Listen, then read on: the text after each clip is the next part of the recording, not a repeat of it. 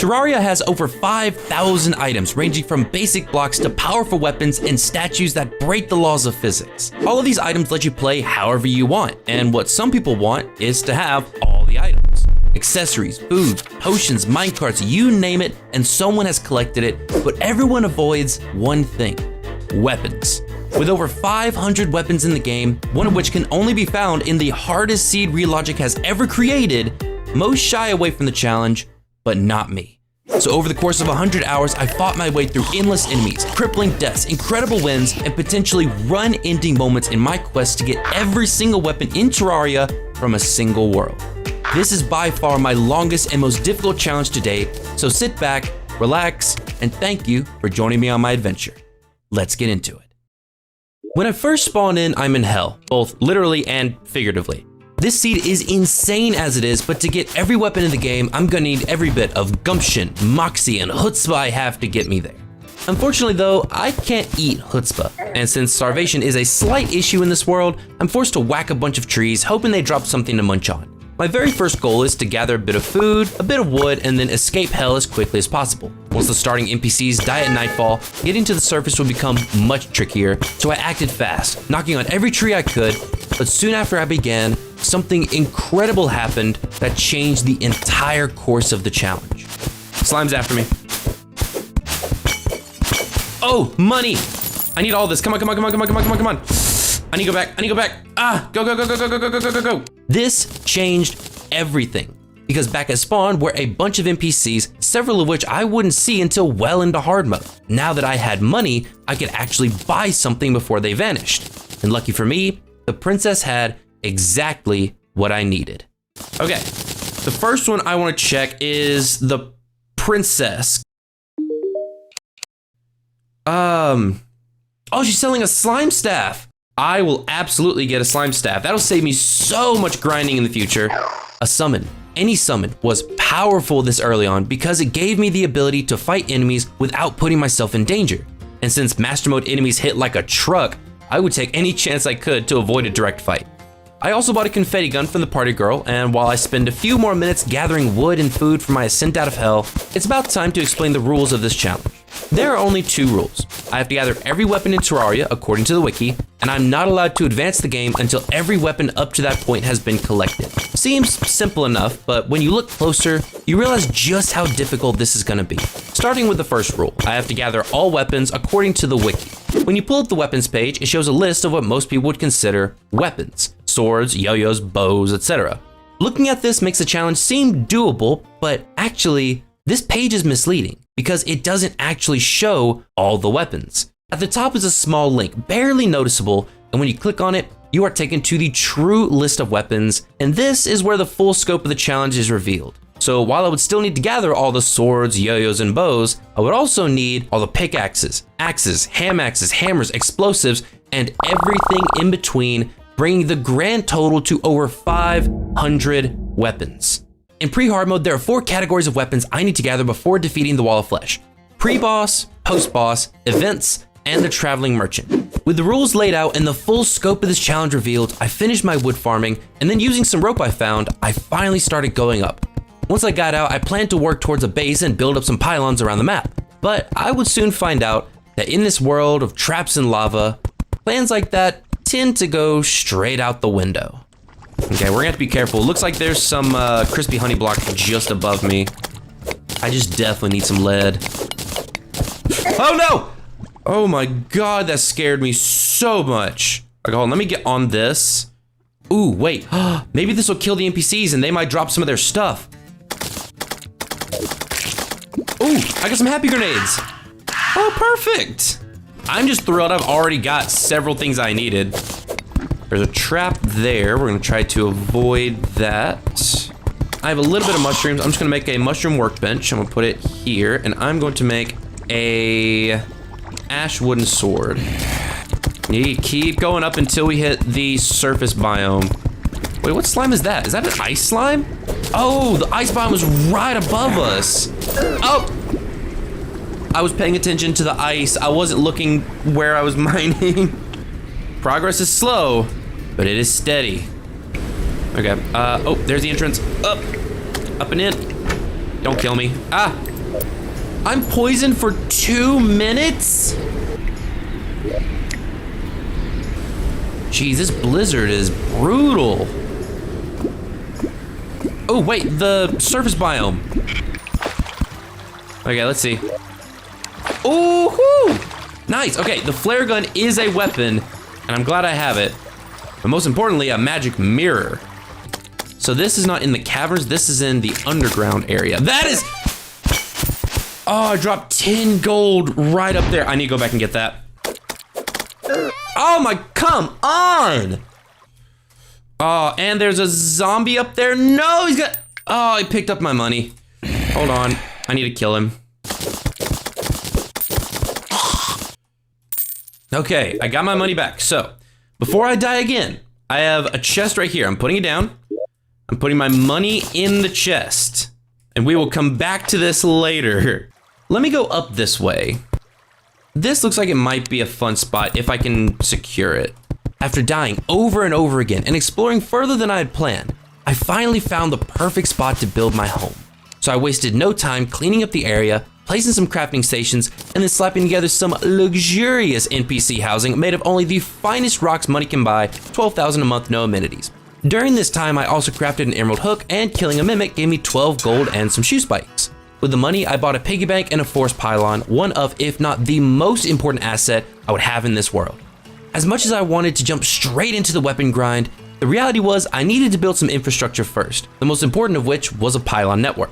Having teleporters throughout my world would help a ton with gathering biome-specific weapons, so after buying a sickle to add to my collection, I purchased a mining helmet, and then using the few ores I had gathered, I crafted a tungsten pickaxe and a bow.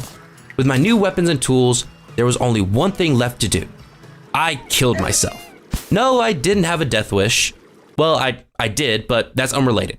What I wanted was a graveyard biome to craft up a gravedigger's shovel, one of the best and most underappreciated tools in the game. Now, armed and dangerous, it was time to embark on my first quest, so I loaded up on arrows and then rode the rail east into the unknown. Ooh, there's a chest. Ooh, Moonlord legs. Yes, I will take some Moonlord legs. That is a find right there.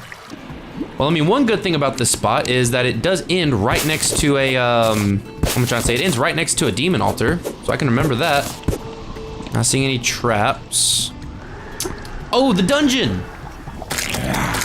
I shouldn't just get...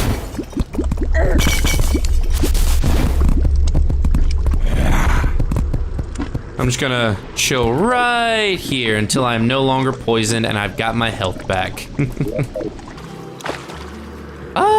Might as well just dump this on the lava. I can come back for some demolitionist. Let's go. Am I getting close to the desert, maybe? Yes, I'm close to the desert. This is where I wanted to be.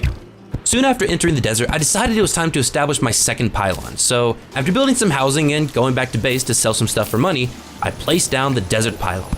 Since it was already there, I took some time to explore the desert for more goodies, and after looking for a few minutes, I found a chest containing a mace, which I crafted into a flaming mace for better damage. But because the challenge is to gather all weapons, I would eventually need to find another normal mace.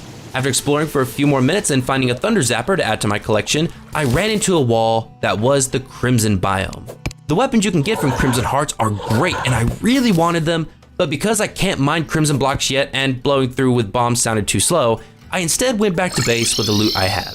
With a pylon to the east, next was the west, but before heading out, I decided to put a bit more effort into finishing my base. As of now, it was just a hole with some NPC houses in it, so I spent a few minutes making a small herb garden, walling in the background, and I just started building more houses when I ran out of wood.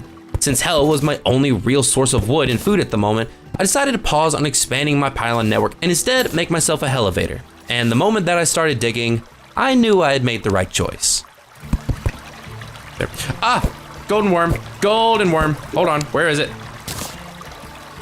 Yeah, there we go. I got a golden worm. Cool. Oh, there's a golden slime. I need that as well. Hit him, hit him. And a platinum? A golden slime drops a platinum. No, no, no, no, no. Oh, I dropped too far. I'm so glad. So glad that I put the money up. Oh my god, that was so dumb. I need to remember that chest over there. Actually, as a matter of fact, I'm gonna go over there and get it real quick. The traps. They're just never ending. Okay, what was in it? Ooh, an umbrella. Perfect, that's one thing I actually needed. I'm just gonna make a little like pit stop area down here. There's another, hold on, there's another golden slime. I need that. You get in there and take them out. Yeah, there we go.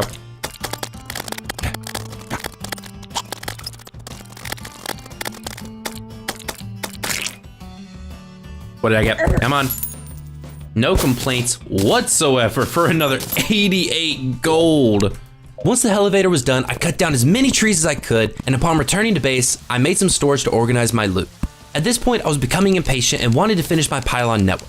I believed that all I needed was one more pylon, and then it'd be good enough. So, before finishing the housing I had started, I rushed to the west. I honestly thought this would be a breeze. After all, I'd set up the desert pylon without dying a single time. What I didn't know, however, was that this quick trip of mine would soon turn into a 2-hour-long nightmare. No. Woo! Is it an ice chest? It is!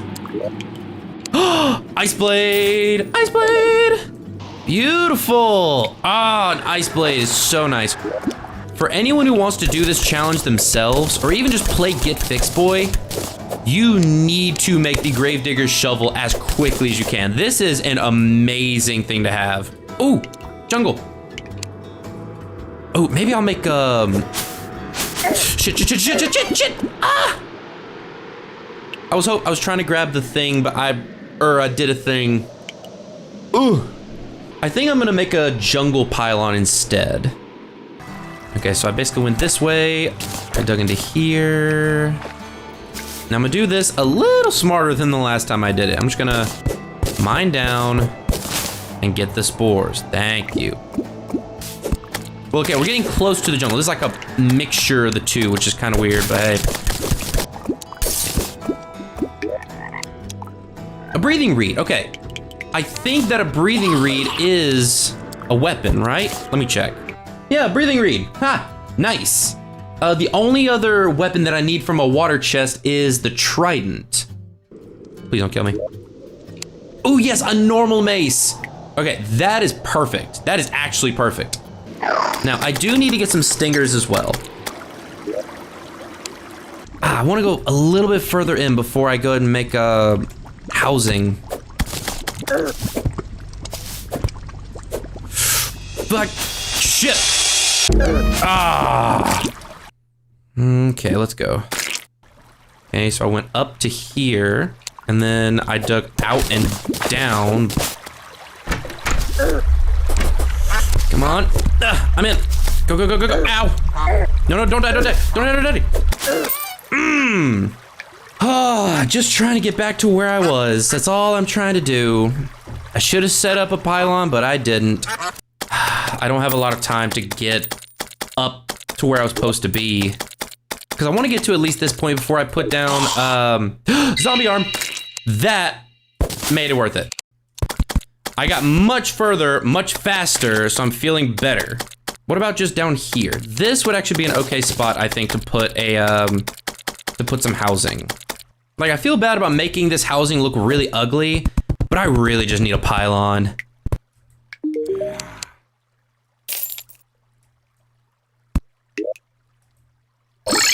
Oh, finally! With the jungle pylon down and my spirits in shambles, I called it a day and went to bed. When the next day rolled around, I jumped back on, and with a bit of sleep and an unhealthy amount of caffeine in my system, I was ready to tackle my next and most important project. There were a ton of weapons I had to find, and many of those only dropped from certain mobs in certain biomes. Hunting these mobs down manually would take way too long, so instead the plan was to blast open a large area and construct a mob farm. As a matter of fact, I planned to make 3 mob farms. One on the surface, one in the surface biome, and one in the cavern biome. So after buying the whip from the zoologist who had just moved in and making sure to fill in a few bomb variants I'd missed, I picked a spot and started digging up. Now, unfortunately, I can't do anything with the Crimtane. Until I've gotten to a point where I can defeat the Eye of Cthulhu, I'm not allowed to use this Crimtane for anything. Not even allowed to sell it. So it's just going in the trash. Ah! Whoa, no. Ah, that was so dumb. That was so dumb. My hook pulled me through the block. Okay, still going up. The goal is still to go straight up to the surface. Ooh, there's a skeleton miner. All right, I need you to give me your pickaxe, please. That's all I want is your pickaxe. Come on. Give it to me. Yes! Yes! And it's better pickaxe power than what I have. Oh! Okay, I'm just seeing mud. I'm not seeing any crispy honey blocks just yet. I need to get over there before even more mobs spawn. Oh! Well, there was something explosive there, oh, there's another bomb. Wham! Ah! Oh! Oh! Oh! Oh! I saw the explosive a split second before it exploded. Well, I know that none of this is explosive, because it all already exploded. Water walking? I don't know. God! Why are there so many explosives right here? Oh, now we're getting into the, crispy honey blocks. Ah! Fuck, I did. That was dumb of me. I know what I did wrong. Yeah, this is a very ugly tunnel area here, but I'm so tired of struggling to get to the surface. Oh, I'm there, I made it to the surface. Oh, finally, okay. Now what I wanna do is this. I wanna find a fairly open, flat area that I can turn into like a horde farm. Ooh. This is gonna be where I construct my farm.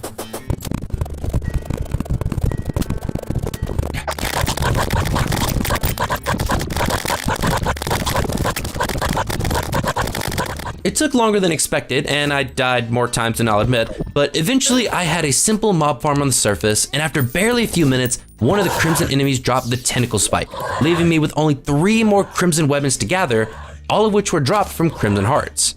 Since I was already in the biome, I started digging to the right, and after struggling for 15 minutes and accidentally summoning the Brain of Cthulhu, not only did I find all 3 crimson weapons, I also happened upon a rally just laying on the ground. I don't know what dropped it or when, but I wouldn't be the one to complain. With 1 farm down, I had 2 more to build, but first I had to figure out where I would build them. I didn't really have a location in mind, so I started exploring the jungle, thinking I could find a spot and get some loot at the same time. Unfortunately, I didn't find any good build locations, but instead, I found something much better. Ah! I found a lava charm! Oh man, I needed that. Oh, I'm putting that on right now. I am putting that on right now. The last one is this ivy chest right here. I'm really hoping to find a boomstick in there. Let me in. Block it off. Boomstick! Yes! Both the boomstick and lava charm were god tier items that were super useful on their own, but having both made me feel. Unfortunately, I still needed to eat and all my adventures had made me hungry. So I dug out a fishing hole, filled it with water, and I was just about to catch myself some dinner when some rude, uninvited guests decided to crash the party. Ooh! Goblin army is approaching from the east. This is actually a perfect opportunity. Hold on. Okay. Made it to my mob farm. Yeah, I genuinely don't care about 95% of the stuff I'm getting, but spiky balls are another weapon that I needed, so perfect. I guess while it's going on, I'm gonna go make a drink. I'll be right back.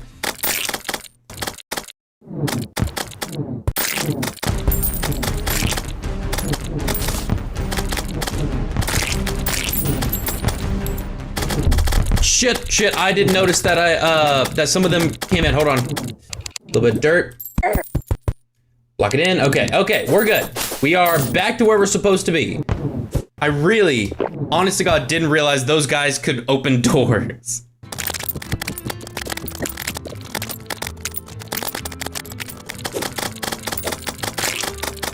And we won.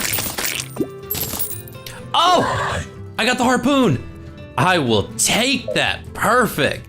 Once the army was dealt with, I started fishing. And less than 10 minutes later, I had over 30 cooked fish, more than enough to last me a long while. With my belly full and all distractions dealt with, it was time to get back to the main task at hand. The jungle was a bust for building my farms. It was too dangerous and would take me too long to clear. So instead, I picked a spot in the surface biome not too far from where I lived. A quick rail ride led me to the build site, so wielding my pick and a metric ton of sticky dynamite, I started building my surface farm. So what I want to do is, we need to go in each direction 100 blocks.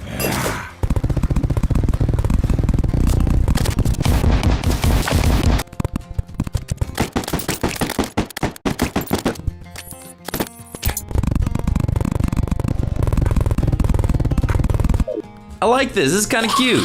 Honestly, I was super proud of how this farm turned out. The top half spawned surface enemies and the bottom half would display all my weapons. But after putting up what weapons I had already gathered, I realized that I still had a very long way to go.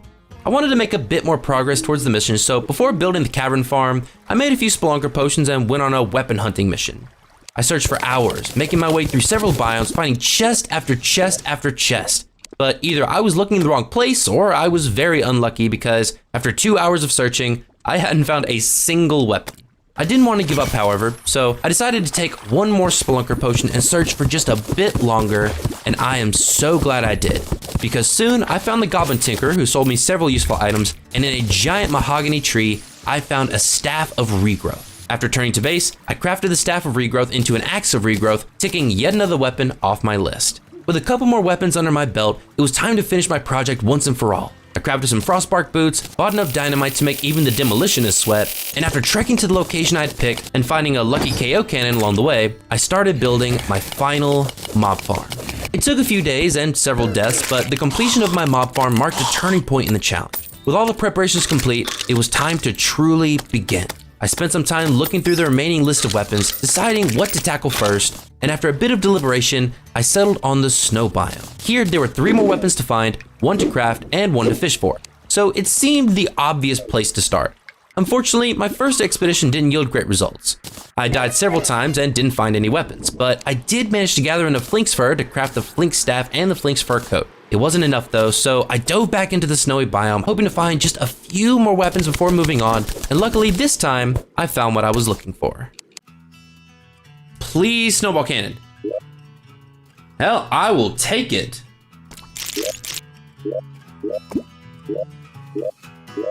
Please. Please give me a snowball cannon or an ice boomerang. Yes! Okay. That is something I can work with. I spent another 30 minutes or so looking for the snowball cannon until I realized that in this sea, the snowball cannon was moved to hard mode. But luckily, this meant that the only snow weapons left were the snowball launcher and the ice daggerfish, both of which I plan to use my farms to get later on. Now that some real progress was being made, I decided to keep the momentum going. During my adventures, I had gathered a large amount of ore, and since there were a ton of weapons that needed to be crafted from the different ores and gems, I started making as many as I could, going back and forth between my weapons chest and my anvil, checking and double checking my list until finally I had crafted every single metal weapon and all but 1 magic staff you could get pre-boss. It was honestly wild how much progress I had made just within the last hour, and I wasn't gonna stop there. I was on a roll. So I grabbed a bloody tear, built a fishing pond in my cavern farm, and then started fishing for the blood rainbow and the vampire frog staff. Normally, fished blood moon enemies are a pain and a half to deal with, but by fishing through a very narrow gap, any enemies you catch are stuck and can be dealt with easily. So it wasn't long before the 2 blood moon weapons were in my grasp. Before leaving, I also caught an explosive bunny that had wandered into my farm, and then once back at base, the plan was to continue searching for chests in the surface and cavern layer. While leaving, I happened across an Abigail's flower growing inside my base, and then I set out to find some wooden chests, not knowing that this adventure would take me well outside the surface biome, across most of the world, and lead me straight to one of the most important places on the entire map. And I guess I'll start going to the left a little bit further. Yeah, I'll just keep going in a straight line. Ooh, silt! I need all this. Let's go. I got the dirtiest block. Oh, that's so cool. Okay, I do wonder how many actually spawn in this world. Because the entire world is pretty much underground, how many actually spawn in here? Oh, I have dug to the upper portion of the dungeon. I would love to go into the dungeon, but I just know I would die instantly. Ooh, and I do see a desert chest down there. If I can get a bass statue, that'd be really nice. Whoa, my Lord Almighty. Hold on. We're gonna take care of these guys first. Okay, I'm gonna go down in here, and what do we got? Ooh, what will this do? In this world, where will this send me? Okay, I need to keep going up. Oh, it's the golfer. Wait. I need to get up there. I need to get him before he dies. Ah.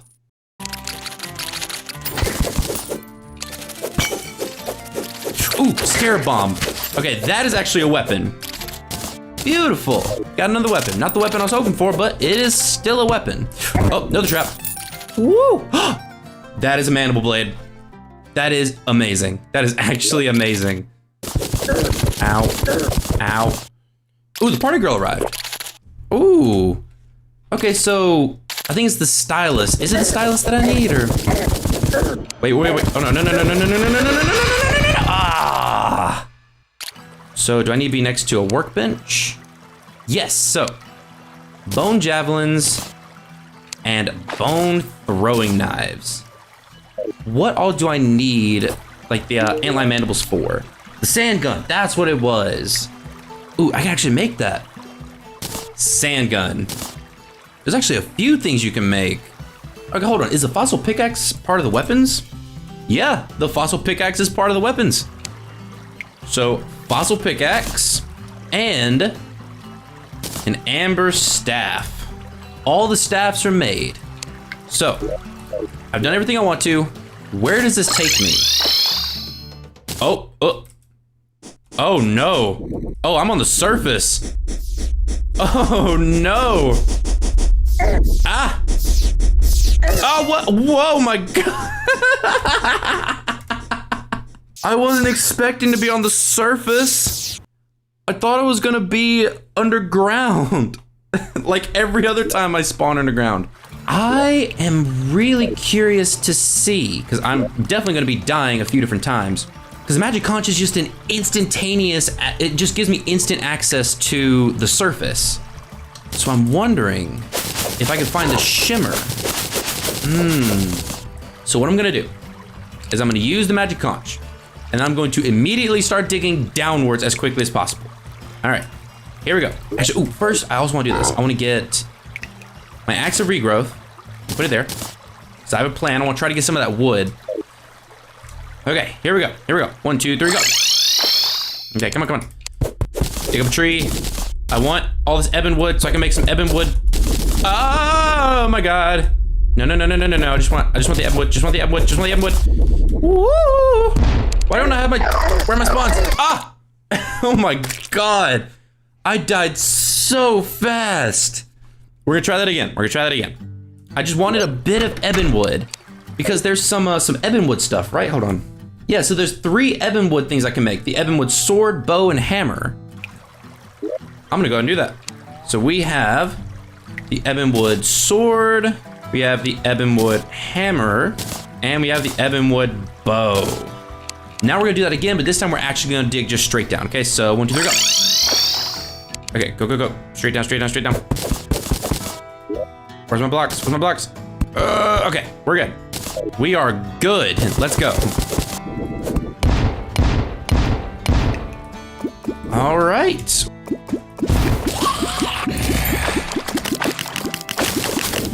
Oh, but whoa! Was there an explosive there and I just didn't see it? So I want to dig to the left a little ways. Look at how many eaters there are. That is wild. I think that's a marble biome. Yes. Okay, that is something I needed. All right, I'm really hoping this hoplite drops some javelins. Come on, drop javelins, come on. Oh, yes, I see. Okay, right there, you see it? He dropped javelins.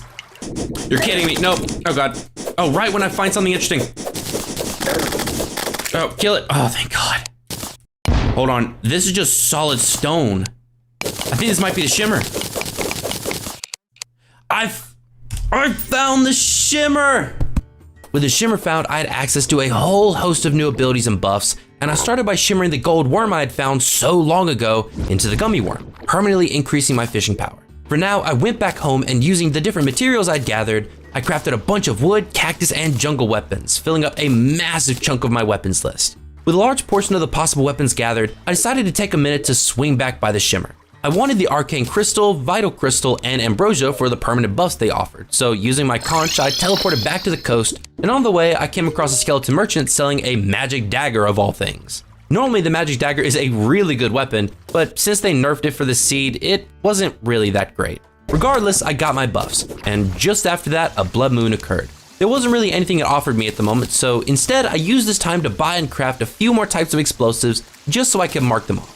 I had made some really good progress so far, and just over the last day or so, I had knocked out almost half of the weapons I needed to get. But unfortunately, those were the easy ones. Now we were getting into the grindy part of the challenge, searching for those weapons that only drop from certain mobs or had strange requirements to obtain, starting with the last two snow weapons I had yet to find, the snowball launcher and the frost daggerfish. The launcher had a small chance to drop from flinxes and the daggerfish had to be fished for. So the plan was to turn my cavern mob farm into a tundra farm, letting me fish and grind flinxes at the same time. I grabbed my ice and was about to leave when I noticed a few stink bugs flying around. I hadn't seen many before now, so I wasted no time catching 5 of them. I crafted a platinum broadsword, then while standing next to Honey, I crafted one of the stranger weapons Terraria offered, the fly meal. Being the only weapon that's crafted at Honey, it is also one of only 2 weapons that can hurt any NPC, with the other being the rotten egg. This opened up a new realm of weapons I could get. So using the fly meal, I killed the dye trader to try to get his scimitar, and when he didn't drop it, I went to my cavern farm to convert it and wait for the dye trader to respawn. And when he did, I was finally able to wrestle the sword from his cold, dead hands. With another weapon marked off the list, I went back to my improvised tundra farm and started fishing. Since the platforms were made of regular stone, flinxes spawned by the boatload. So before I knew it, I was finally done gathering all the tundra weapons. Or so I thought. Regardless, I made my way back to base. I was feeling pretty good with what I'd done so far, but one thing was starting to concern me. I had searched a large portion of the world up to this point, and while I had found a bunch of gold and water chests, I hadn't found any wooden chests for several days. This was concerning because there were 2 weapons that could only be found in wooden chests, the blowpipe and the spear. They couldn't be crafted, fished up, or obtained in any other way except from wooden chests. So I grabbed a few spelunker potions and began searching. 4 non-wooden chests later, and I was very worried. If I couldn't find those 2 weapons, that was it. The challenge would be over, and I would have to start all over again. In a panic, I used my magic conch to teleport to the surface in the hopes of finding some wooden chests along the top, but there were none. I did, however, find the dungeon entrance and a bunch of living trees. From one, I got a living wood wand, and shimmering it gave me the finch staff, a great find, but this did nothing to help the current situation. I spent some time stressing over what I could do, or if I could do anything at all. I decided my only course of action was to move on to something else and hope that I would figure things out later. I had to get my mind off things. So after crafting some poison knives for the collection, I used my magic conch again, but this time I teleported to the corrupt side of the world. There were 4 weapons I needed from the corruption and 3 of them dropped from shadow orbs. So after 15 minutes of frantic running and several deaths, I managed to get a ball of hurt, vile thorn, and a musket. Since my spelunker potion was still active, I kept searching the surrounding area, finding a trident and a shroomerang before dying to an Eye of Cthulhu I wasn't allowed to fight yet. Other than the blowpipe and the spear, there was one other weapon that I needed from the surface biome, the wooden boomerang. Luckily, this weapon wouldn't be an issue though, since it can be bought from the skeleton merchant during a full moon. Because the entire world was underground, however, the only reliable way to see the moon phase was with the sextant, an item that can only be obtained by doing fishing quests. I would have to do a ton of fishing anyway to get certain weapons like the enchanted sword and falcon blade. So after grabbing my first quest, I started fishing with what little bait I had, planning to only catch the quest fish and then call it a day. But apparently, the Terraria gods had a very different plan for me. Right off the bat. That is incredible. Like right off the bat, I got a golden crate. Hold on, what's in the golden crate? Holy shit! An enchanted sword in my very first golden crate. With luck that crazy, I didn't want to let it go to waste. So that night, I summoned the blood moon and fished up a bunch of enemies, hoping for the chum caster, which would have been a big upgrade to my current fishing pole. I didn't get one, but I did catch a rockfish. Yet another weapon I no longer had to worry about. Once back at base, I took a slight detour and used my fly meal to forcefully separate a traveling merchant from his head. Hat. Which I shimmered, and then I gently coaxed the painter into selling me his paintball gun for the 5-finger discount. Afterwards, I continued fishing for a while, and because the biomes in this world are all out of whack, I was able to get both the falcon blade and the swordfish from my home fishing spot. Now that I had some good bait, I decided to try catching a few more weapons before moving on, but I knew in my heart that I was just stalling, trying to make this world last a bit longer before I resumed the search for wooden chests. But I told myself that if I did manage to find the blowpipe and the spear, I would need to get these weapons anyway. So after using the ever so useful magic conch, I set up a small fishing spot at the corrupt ocean, hoping to get the reaver shark, sawtooth shark, and the purple clubberfish all in one fell swoop.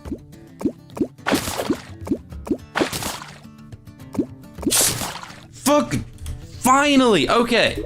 Once back, I debated on whether to keep fishing for a little while longer and prolong the inevitable just a little more. But I couldn't bring myself to waste any more time. There was no point in putting it off any longer, so I grabbed any potions I thought I would need and set out. I had figured out by now that wooden chests in this world don't spawn in the surface biome like I had thought, but instead spawned in the mushroom biome just below. Right off the bat, I started finding wooden chests, one after the other, giving me hope that this challenge was actually possible. But with each chest I searched, my hope faded just a little bit more. Chest after chest after chest. Eventually, my luck turned around and I finally found a blowpipe, but the issue still remained. I had searched over 3/4 of the mushroom biome at this point, and if a spear didn't exist in one of the remaining chests, it was all over. My apprehension got the best of me, forcing me to waste time crafting some palm-wood weapons and a Molotov cocktail, but soon after I continued on my quest, searching and researching every square inch of the mushroom biome. Places I had just glanced over in the beginning, I now checked thoroughly in the hopes of finding a single chest I had missed. Inside one of the few remaining wooden chests, I found a wooden boomerang, but now that I had searched the entirety of the mushroom biome, there weren't many left. I had found nothing else for over an hour when I came across the last wooden chest. I held my breath, hoping against hope, and when I opened it, my hope completely vanished. Another wooden boomerang. It was a cruel irony that in the last wooden chest was the one weapon I wasn't looking for. I searched for a while longer, finding tons of gold and water chests, but knowing in my heart that there was nothing else I could do, I gave up and went to bed. By the time I jumped back on the next day, I had resigned myself to restarting the challenge from the beginning. But the idea of just throwing away this amazing world I had poured so much time into just didn't sit well with me. So knowing that it was probably pointless, I decided to do one more search.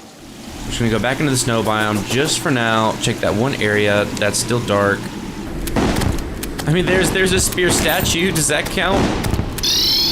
All right, I'm gonna go back home, I'm gonna teleport myself to the jungle, and we'll see. Shit.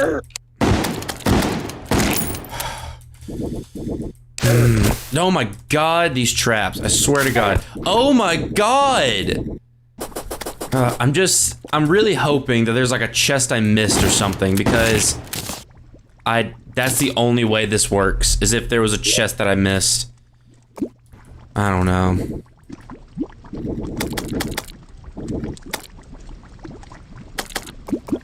There's a chest. Right there. I don't want to hope, but Jesus Christ, I hope this is a spear. I honestly think this is the last wooden chest in this entire world. I honestly think that. Please just let this be a spear. Oh, thank God. I was exhausted and tired of the grind, but inside of the absolute last wooden chest in this entire world, I'd finally found a spear. Every other weapon from here on out was 100% possible to get, so with the challenge's biggest hurdle finally overcome, I went back to base to rest and regroup.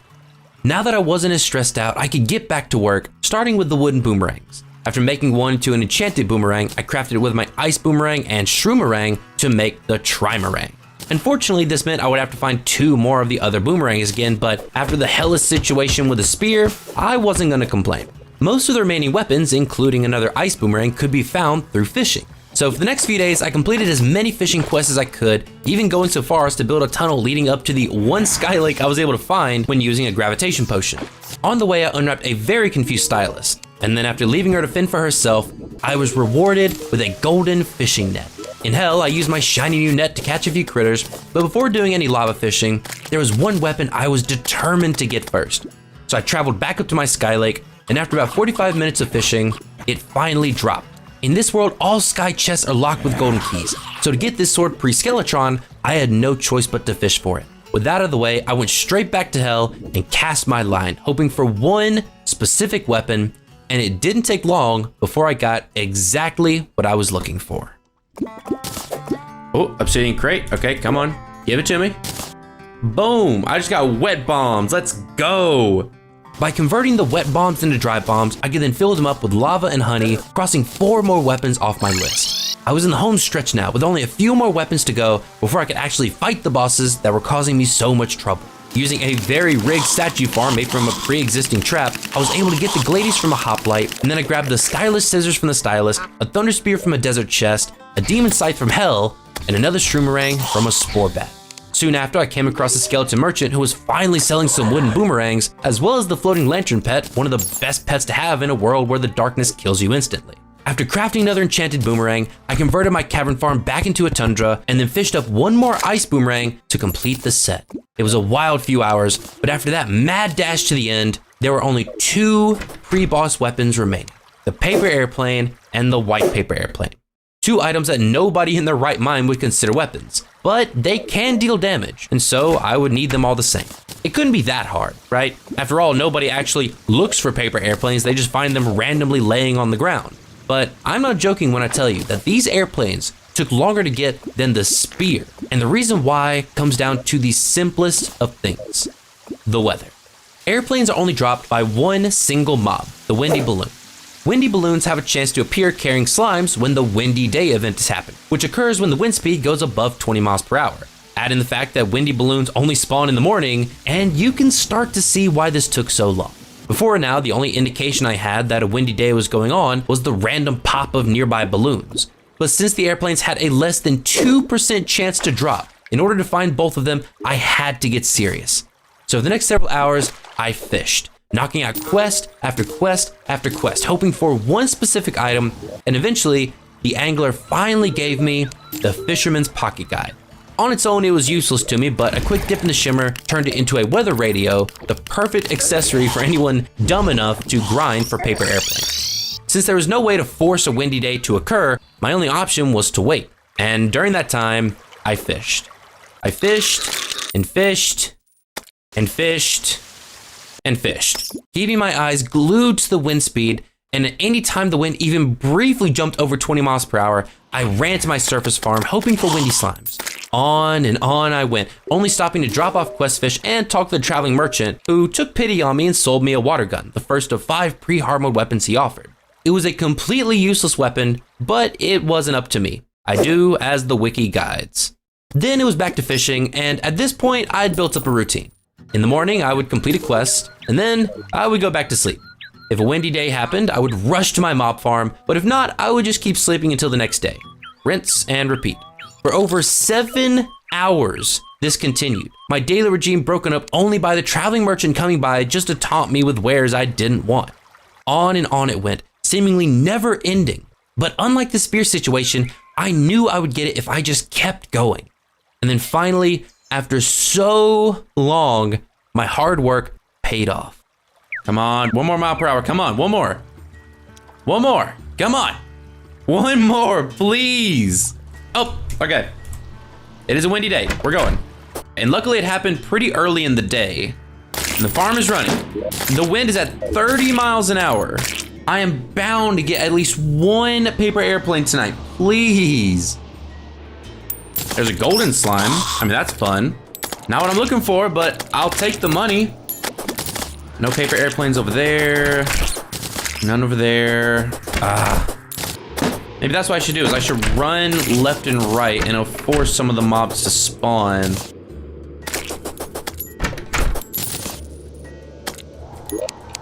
Ah! Oh! Oh! I got paper airplanes! Okay, I am just normal paper airplanes off. As if to reward me for my efforts, soon after the traveling merchant appeared selling, of all things, a key brand. One of the few swapped weapons in this world, it still did really good damage despite being nerfed for pre-hard mode. With one airplane down and a brand new sword, I continued grinding for the final pre-boss weapon, and 1 hour later, I got it. You have something. What do you have in you? Ooh, wait. We're done! We have finished with the first section of the game. Ah, that took so long. After over 60 hours of gameplay, I now had every single weapon you could possibly get before defeating a single boss. From basic pickaxes to powerful swords, sticky bombs to paper airplanes. All of it was found and neatly organized, a trophy for all to see. It was glorious. But now that the pre-boss grind was over, the fun part could begin. Every boss up to the wall of flesh was on the chopping block, and after being demolished over and over again by the likes of the Eye of Cthulhu and King Slime, I'm sure you can guess what I did first. Okay, go. Oh. Sorry, I didn't understand. Just shut up, Google. I am ready. I am so ready. Let's go. I am so ready for this. Oh, I'm so ready.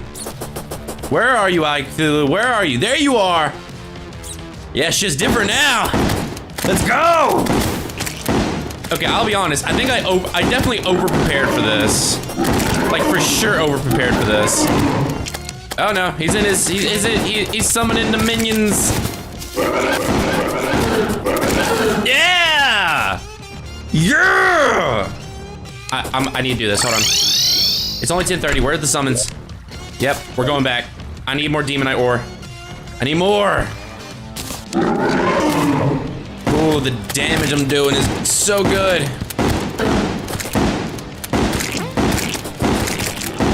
Yeah, there we go. Let's take out the rest of these guys. Hold on, I'm gonna use my...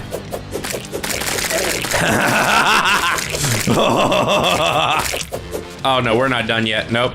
Bring it on. I want all the revenge against this guy. Let's go. Where are you? There you are. You belong to me now. Oh. Yeah, there we go. I can probably get him one more time. Come on, one more time. Where is it? There. All right, let's do it again. 4th time's the charm.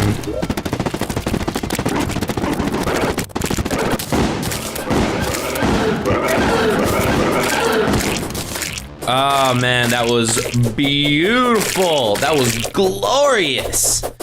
With the Eye defeated, I crafted the War Axe of Night, Light's Bane, and the Malice, finally getting a start on the post-boss weapons. Luckily, this list was much shorter, coming in at only 67 weapons, which was 3 times less than the pre-boss list. In addition, I would still need a few weapons from the Traveling Merchant, but there was no time for that now. After grinding for so long, I was craving the sweet release of battle. So the next day, I defeated the Eye several more times, using the Crimtana drop to craft several Crimson weapons to add to the collection. There were still a few weapons I needed to craft from Crimtana and Demonite, but to make them, I would have to fight the Brain and Eater of Worlds. I decided to start with the Brain since I thought it'd be the easiest of the two. I picked a nearby Crimson Cave, and after fixing up into a semi-arena, I summoned the Brain of Cthulhu. Okay. No, keep your distance, no. This arena's too small, this arena's way too small. I will stand now, this arena's way too small. Ah! Whoa! No, heal. Come on. Oh god, I'm gonna die. Damn it! Oh, that was confusing as hell. That first fight was pretty close, so I re-upped on my potions and gave it another go, but apparently I got worse because the Brain tore me to pieces before even reaching half health. Fortunately for me though, I defeated enough of the Brain's creepers to craft a Deathbringer pickaxe, allowing me to finally mine Hellstone, the strongest pre-hard mode ore. And after a quick 25-minute mining session, I was fully decked out in the best drip hell could offer, giving me a huge buff to my damage and defense, and to top it all off, the Traveling Merchant showed up with a little treat. Take the Phoenix Blaster once you get, oh, the Traveling Merchant's here. Okay, what do you have to, oh, he's selling a code 1. Another weapon off the list. I'm putting that down right now. Now, armed to the teeth, I went back for round 3, but this time, I would be ready. Using some sticky bombs, I expanded the area and built it out into a proper arena. I was taking no chances, but well before I was ready for a fight, my new arena was tested against a very different boss. Well, it looks like we're trying to fight King Slime, apparently. Never mind. He's got some contact slammage. Woo! All right, hey! With that interruption out of the way, I walled in the background of my new and improved arena, grabbed my buffs, and then summoned the brain one more time. Buff, and go. Okay, come on. Come on, we got this, we got this. Okay, wait, it's on fire. Okay, hold on. I made a discovery. The correct one is on fire. Oh, yes! There we go. Brain of Cthulhu has been defeated. Once the brain was defeated, it was time to face the Eater of Worlds, but the idea of fighting a giant monster that could move through blocks underground didn't seem like the smartest thing. So instead of breaking shadow orbs, I decided to craft some worm food and summon it on the surface. And it was while scouring the world for vile mushrooms that I found something that changed all my plans. Or rather, I found someone. Wait, what? Oh, the tavern! Oh my god, we have the tavern keep! Ah, that opens up so much! Okay, we might need to change our plans a little bit. With the tavern keep unlocked, the old one's army was available, and with my current setup, I was sure I could blast through them no problem. Unfortunately though, just like reality, there was no more affordable housing available for him to move in. I was thinking of just building more, but after living so long in that hole in the ceiling, I decided it was time for a change. I picked a nice spot in the tundra biome just above spawn, and after taking a mental note that a fallen meteorite had appeared, I proceeded to spend about 2.5 hours constructing a much nicer, much more elegant, much more permanent base, complete with tons of storage, crafting space, an upgraded herb garden / fishing spot, and a couple of tiny igloos inside a bigger igloo. Igloo Inception. Iglooception. Towards the end, I had another idea. So after about another 30 minutes, I had completed a beautiful tunnel going all the way from the sky lake above me, through my base, and all the way down to hell. Now that the tavern keep had moved in, I purchased a blister rod, bought a few crystals, set up a quick arena in hell, and then summoned the old one's army. There we go. Oh yeah, that side is perfectly well defended. We have no issues here. Oh man, this bow is really good for this. There's some Ethereum mana that's down here that shouldn't be. Hold on. Yeah, I am gonna have to extend the pathway to the right a little bit. Now we're getting into the Ethereum wyverns though. We're gonna have to be a bit more careful with that. Yeah, the wyverns are doing more damage than I would like. Hell, they're doing more damage to me than I would like. Oh my god, whoa! Which side is he on? Hold on. Come on. I need to focus on the big bad. Come on. Kill him, kill him, kill him, kill him, kill him, kill him, kill him, kill him. Come on. Shit, I don't know if we're gonna make it. I don't know if we're gonna make it. Come on. Die, die, die, die, die. Come on. Yes, okay. Woo! Nice, I got 5 Defender's Medals. The first army was a bit touch and go since I was so close to Hell's Roof, but after lowering the arena, I was able to easily defeat them 2 more times, netting me just enough medals to buy the remaining 3 centuries the Tavern Keep offered. Now that I had all the weapons the Tavern Keep was selling, I pivoted back to the Eater of Worlds. The plan was to use my new Heaven Evader to go to the surface and fight it there. So after making a couple worm foods, I set up the area with some of the usual buffs and prepared for the fight, hoping my Molten Fury and Jester's arrows would be enough to defeat Master Mode Eater of Worlds. But once the fight started, I quickly realized that I had very much over-prepared for this fight. Go. There it is. Kill it. I will say this, being higher up is actually kind of handy. Wait, is that it? I greatly over-prepared for this. Since the battle was so easy, I fought the Eater a second time, and then the Eye a few times for good measure. I thought the Brain would have been the easier of the two evil bosses, but apparently Jester Arrows are still broken even in Master Mode. Using the Shadow Scales I got from the big wiggly thing, I crafted up the remaining Demonite and Crimtane weapons I was missing, crossing a big chunk of weapons off my list. The next boss on my hit list was Queen Bee. She dropped quite a few weapons I needed and the ingredients to make several more, but before doing that, I took the time to convert my old starter base into a luxurious hotel that could house even more prisoners, guests. There were still a couple NPCs I could get, and I wanted to make sure I had space for them when the time came. With my old base fully repurposed, I was beginning my preparations for the Queen Bee fight when I remembered that a meteorite had landed.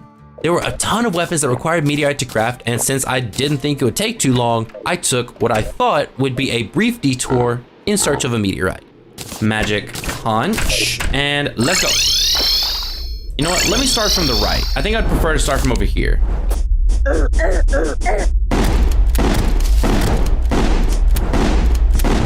Ah, I found it. It is a tiny one, Jesus. Oh God. No, I'm gonna die, ah! Okay, so, good news, I found the meteorite. Bad news, I died. So it is right next to the Shimmer biome, and if I go into the Shimmer biome, go across and go up, I can actually dig over to it and get all the meteorite. That sounds like a plan to me. And let's go. Nope, not there. Outside, there we go. We need to go through here. Need to go up here, cool, and okay. And then right there is the meteorite. Oh no, the amount of health these guys have, no! Oh, I'm about to die, oh my god. No. Ow, oh, ooh, oh my god. There were so many. What I really need is a meteor banner. That's something I definitely need for this. Okay, we just need to run in there and dig as quickly as we can. Okay, go, go, go, go, go. Dig, dig, dig, dig. My god. This is not safe. Come on, give me a banner, man. Meteorhead banner, put it down, put it down, put it down. Okay, we're good, we're good. Oh, that's so much better now.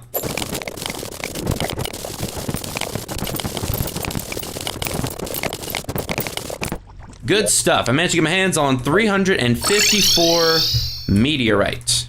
My meteorite expedition was much rougher than I had expected, but once back, I had enough to craft the meteor ham axe, space gun, star cannon, and 3 phase blades of different colors. I would eventually need more for the rest of the phase blades, but for now, I wanted nothing more than to test my shiny new star cannon, and I knew exactly who to use it on. So we are heading out into the jungle to see if I can find a good place to fight Queen Bee. Like I said, I think that one of these hives might be really good.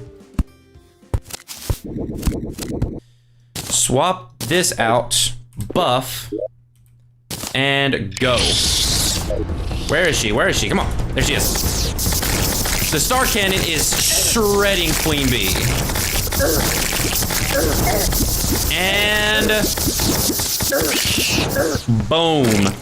All right, we got to do that a couple times. I need to use my potions as well as I can.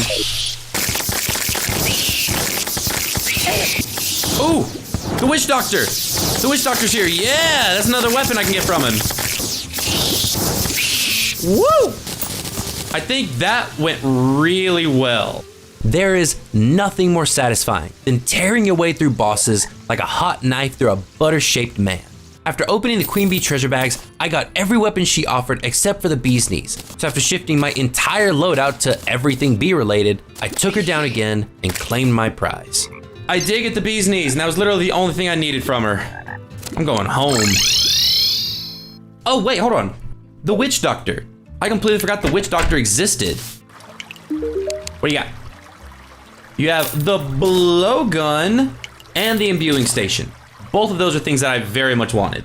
After powering through boss after boss, I had made some great progress, but there's still so much to do. I still had several more bosses to defeat and the dungeon to conquer, but I had no problems with this part of the challenge. As a matter of fact, I looked forward to testing myself against the strongest enemies this world had to offer, but there was one thing I definitely wasn't excited for: the traveling merchant. I still needed several weapons from him, and after my spotty history with the man, something told me he wouldn't fork them over willingly. I briefly thought about tackling the merchant first, but I decided to handle this problem the same way I handled all my problems. I put it off for future me to deal with, and instead prepared to take on my next boss, Skeletron. The double-fisted guardian of the dreaded dungeon, he would be a mighty foe, and to defeat him, I would have to use the most powerful of the sacred arts. An absolute metric ton of bees. Go. Heal, heal, heal. Oh, shit, I'm trying to get out. Let me out, let me out, let me out, let me out. Okay, we're out. Okay, I need to deal damage. I need to do some damage. Go, go, go, go, go, go, go. Whoa, whoa, whoa, whoa, whoa, whoa, whoa, whoa, whoa. Okay, put that back on. Okay, come on. Oh my god, it's gonna take so long. He has so much health. No, he's shooting. Oh no, he's shooting skulls. No, no, no, no, no, no, no. Okay, his arms are down. Ah, no, no, no, no, pop. Oh my god, that caster almost killed me. Ow, no, no, no, no, no, no, no, no, no. Go, go, go, go, go, go, go, go, go. Woo! I think we've got this. Ah! Yeah, kill the caster, please. Shit, shit, shit. Wait, no, no, no, no, no, no. Wait, where's it? Shine. Woo! Oh my god, my shine potion ran out. Oh my god. Okay, I won. I killed him. He's dead. Okay, it worked, and I won. But Jesus Christ. Unfortunately, the big man didn't drop his Book of Skulls, so I'd have to beat him again in the future, but his defeat unlocked a bunch of weapons for me to collect, so without wasting a single second, I jumped into the absolute treasure trove that was the dungeon. We are looking for the engineer, we are looking for loot, we are avoiding traps whenever we can. Another water candle, nice. Heart statue. Those will be useful at some point. The engineer. I have found the engineer. Boom, we have the engineer. Girl, you are my favorite person on earth, and I'm gonna be taking full advantage of your skills. Trash, trash, trash, trash. Keep the bone. Oh, speaking of bones. Bones are a weapon. I completely forgot about that. There's a key, and there's a Clothier Voodoo doll. I need both of those. Here's to hoping that one of these chests contains a shadow key. First chest, a magic missile. That's not bad, not great, but definitely not bad. I will keep it though, because that is a weapon. And second chest, okay? I got another weapon. And that doesn't have books on it, right? Oh, I got it! I got the water bolt. That's all I wanted. I'm going home. Once I had gathered every weapon the dungeon had to offer, I made my way back home to organize my winnings. Using the dungeon loot I had acquired, I crafted a Phoenix Blaster and Bone Tap, and among all the bones and dust, I had also found a Shadow Key, which went perfectly with the lockboxes I'd fished up forever ago. Opening them netted me an Unholy Trident, Flame Lash, and a Hellwing Bow, meaning I only needed a Dark Lance and Sun Fury to finish off the entirety of Hell. So I set out down my elevator to find the last two weapons Hell had to offer. I do need to be careful about that though. I don't want to accidentally summon Queen Bee. All right, so first chest, we have the Sun Fury, 90 melee damage, and the Treasure Magnet. Ooh, really good find, really good find. Oh, I need to be very careful with this guy. He's right over lava. And got it, okay. Woo! Shit, oh no. Oh wait, I got it, and Queen Bee's here. I have no choice but to die. Yep. Oh, okay. It didn't take me long to find what I was looking for, so I spent a few more minutes searching more chests for good measure, and I'm very glad that I did, because inside one of them were some meteorite bars, and since another meteor had yet to fall since the first one, I was hurting for the ore. So once back at base, I turned the Sky Rocks into 3 more Phase Blades, leaving just the orange one left to complete the set. I took a breather to check what weapons I had left to find, and surprisingly, out of the 67 weapons I had to gather, I only had 20 more to go. Coming up on over 100 hours, I was feeling the pressure, but I couldn't have been more ready, because for the first time since I had started this whole ordeal, I could actually see the finish line. So with renewed determination, I speed ran the last few weapons I needed. Cue the montage. So now we just need to buy the tragic umbrella. Boom. And last thing we need to get is the quad barrel shotgun from the arms dealer. Quad barrel shotgun. Come on, give it to me. Give it to me. Come on. Yes. Got the ale tosser. And combat wrench. Maybe I can kill 2 birds with 1 stone. I can go ahead and take on King Slime while I'm down there. And while doing so, the slimes that he spawns have a chance to drop the cascade. And King Slime. There we go. We got King Slime down again. I didn't pick up the cascade yet, but it's only a matter of time. I did get the slime gun. Beautiful, but we need the cascade. Ooh, wait, I got the cascade. I don't know where from, but I got the cascade. And now we are gonna craft a few deer things. Everything's still looking good. I have all my potions, okay. We are in. Ah, he got me. Okay, I will say, he is dealing damage, but he's dealing a lot less than I thought. I'll be honest, I think I could even just sit there and tank it. Hold on. I think I can. He's not dealing like any damage. This is hilarious.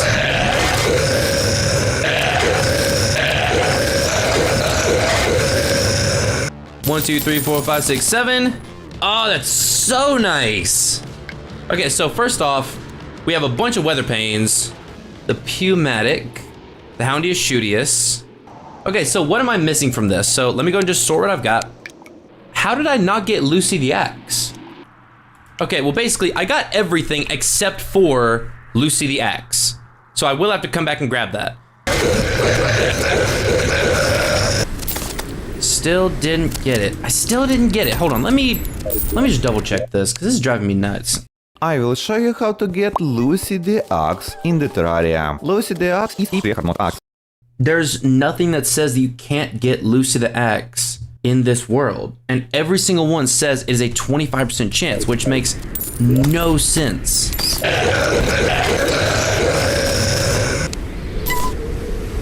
I got it. Why was that so hard to get? I had to fight him dozens of times to get Lucy the Axe. Okay, now we need to take on Skeletron. I think we are ready. I need to equip the Clothier Voodoo Doll, but then I need to unequip it quickly. And go. There he is. Ow. That was horrible. That couldn't have gone worse. Good. The Clothier's back. One more.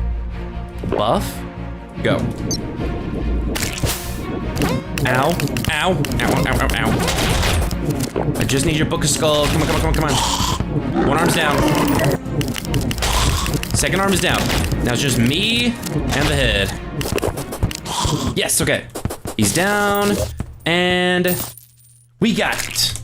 After 100 hours of grueling gameplay, setbacks, pitfalls, and triumphs, I had finally done it. Or rather, I'd wish I could say that, because in reality, I wasn't finished yet. Every list was checked off, every single weapon gathered, except for 2.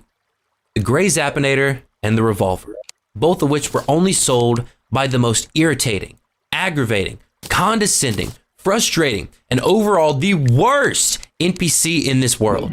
He alone stood in my way. He alone held the key, and the only hope I had of entering hard mode depended solely on his whims. So once back at base, there was only one thing left to do: sleep. The time slipped by, and while I laid there, seconds turned to minutes, and minutes turned to hours. Several in-game weeks passed, with my only respite being the arrival of my most hated merchant. But no matter how many times I begged him just to sell me what I needed, he refused. On and on it went, with seemingly no end in sight.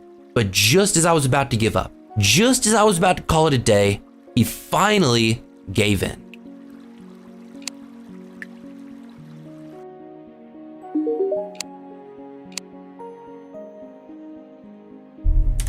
Fucking finally!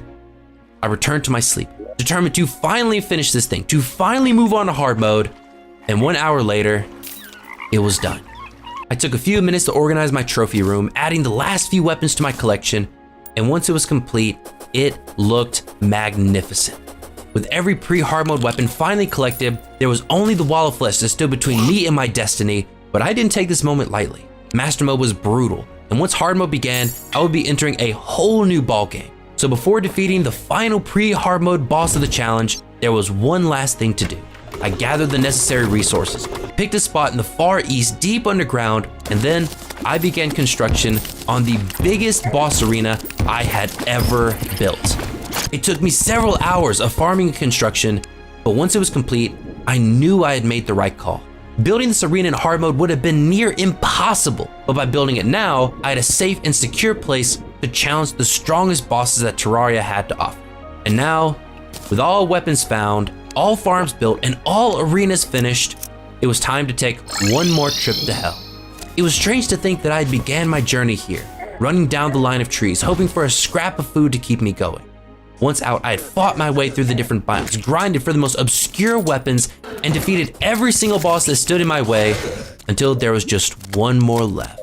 I drank my potions, threw the doll into the lava, and after over 100 hours, I finally faced down the wall of flesh. Come on, let's go. I am not dealing half as much damage as I was hoping I would be. Ow, I'm about to die. Oh no, I'm about to die. No. Okay, he's starting to speed up a little bit. We're only halfway there though. Oh, hell. Oh no, we went way too far. We went much further than I was hoping we would. Come on.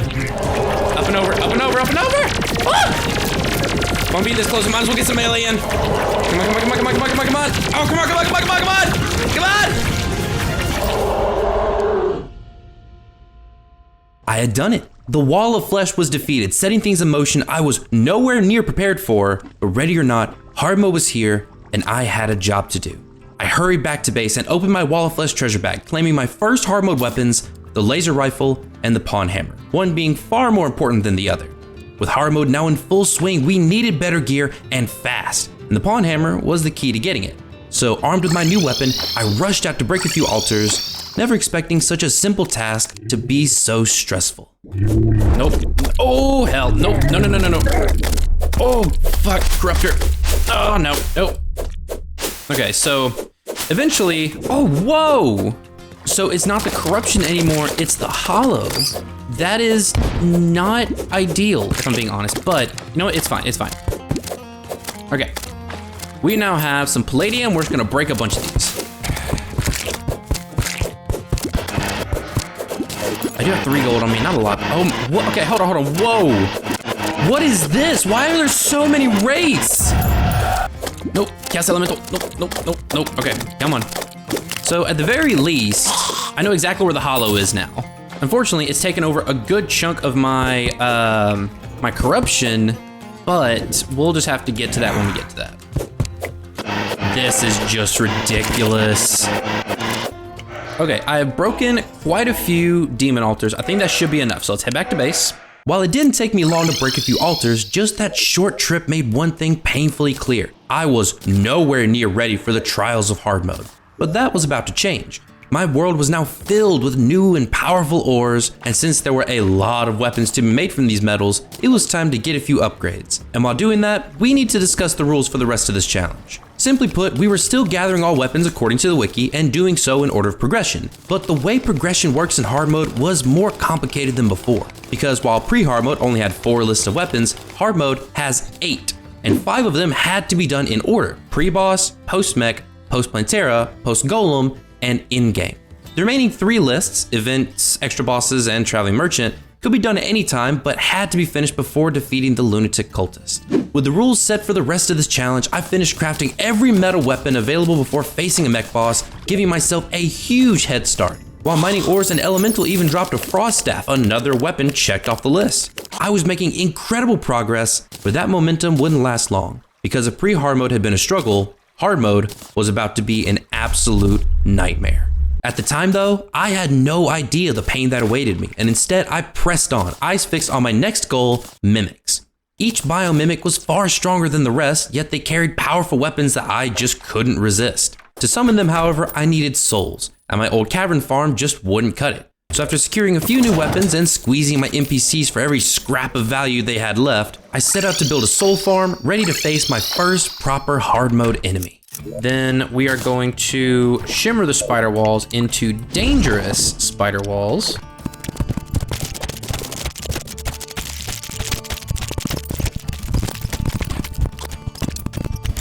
All right, I think this is gonna be my final setup for this farm. Ooh, wait, hold on. I just got a weapon, I got the poison staff. Ooh, hell yeah.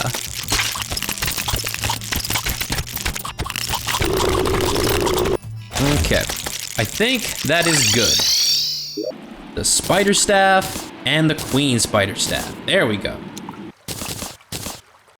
Good, good. Go, all right. Let's go. Woo! Whoa, whoa, whoa, whoa, whoa, whoa, way too close. Way too close. And yes, we got some chain guillotines. Beautiful. They do 83 damage. Wow. So I need to get the dart rifle and the clinger staff as well.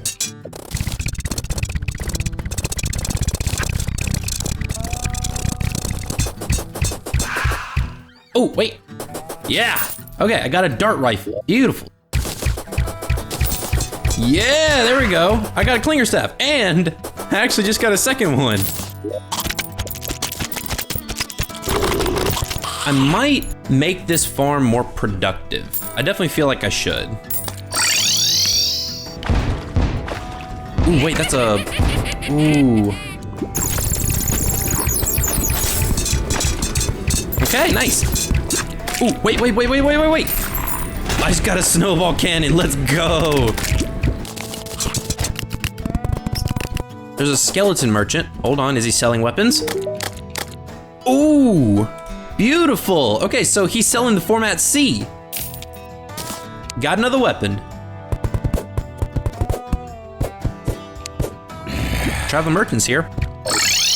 What do you have? Ooh! Okay, this is a phenomenal find. He's selling the Sergeant United shield. Okay. Oh, wait, there's another merchant. What do you got, buddy? Hold on. There's no way that the second skeleton merchant, just after I managed to purchase the first yo-yo, the format C, sells me the gradient.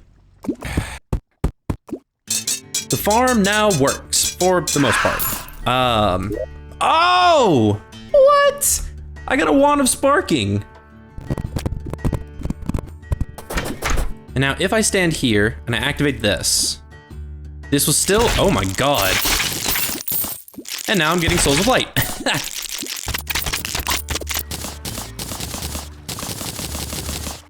Okay, let's take down some mimics.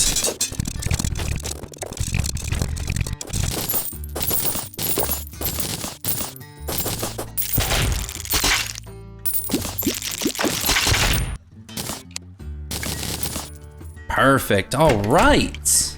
We are doing some really good progress here. With a proper soul farm setup and my better weapons giving me an overinflated sense of my own strength, I was finally ready to begin the challenge in earnest. New enemies and biomes meant new weapons and plenty of them, but I wasn't concerned. I had all the time in the world. Or so I thought. Soon I set out to gather what I could, unaware that I was about to face a problem I'd never even considered. A problem that, if left unchecked, would slowly drag my entire world into chaos. So I'm hoping that if I go down far enough, pixies will have spawned over here. You know what I actually need while I'm over here, now that I'm thinking about it? I need pearlwood for the pearlwood weapons. Ooh, pixies. Thank God there's some pixies, let's go. Yes, oh my, whoa! Holy shit, I almost died there. I'm gonna chill for a moment. Okay, let's go. Woo! Now that was intense. I got a wand of... Ooh, wait, I actually need that. Ooh. So I actually do need another wand of sparking so I can make a wand of frost. Perfect. I'm gonna make 99 ice torches. Now, I can make the wand of frosting. So let me go and actually deal with this clown. Because the clown's supposed to give me a banana ring. Damn, wait, hold on, what is that? Wait, what? I got the chain knife. I mean, no complaints. That is fantastic. All right, now what other weapons do I need?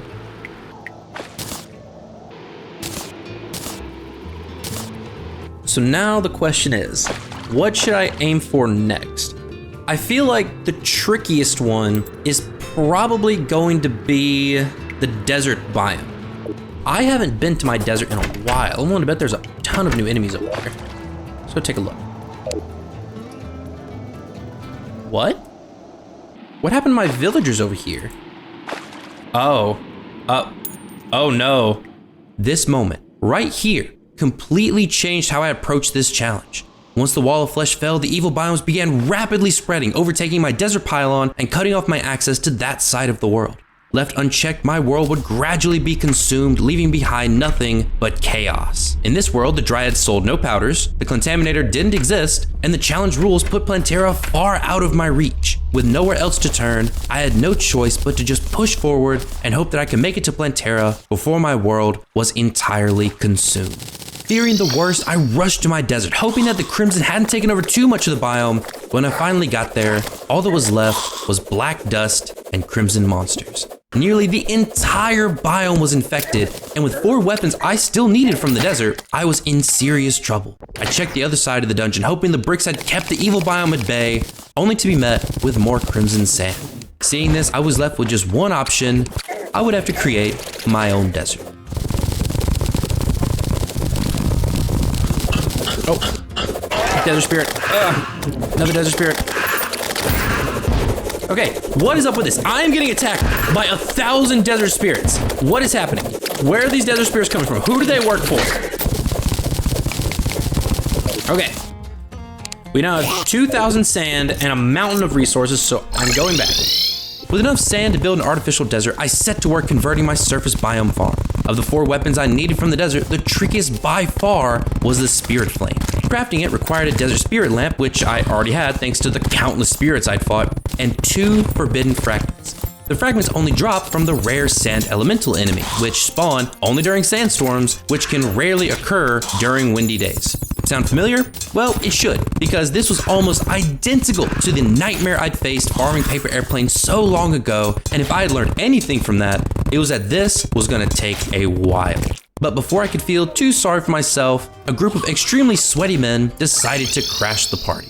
Luckily, the pirate invasion is one of the easiest events to handle. Only one enemy can pass through walls, so a simple pyramid trap was enough to take care of them, and I needed their weapons anyway. In just a few minutes, I managed to snag a cutlass and even a crimson key. 2 more weapons were still left from the scalawags to gather, but I decided to finish my desert farm first and leave the pirates for later. Now that my farm was fully set up, all that was left was to wait for a sandstorm. And in the meantime, I still had work to do. With the evil biome spreading faster than ever, I had no time to waste. So without a moment's hesitation, I jumped into action. Cue the montage. Oh, that's what I'm looking for. And we have the golden shower. There is one weapon I can make. I just need the shotgun. Buy a shotgun, okay.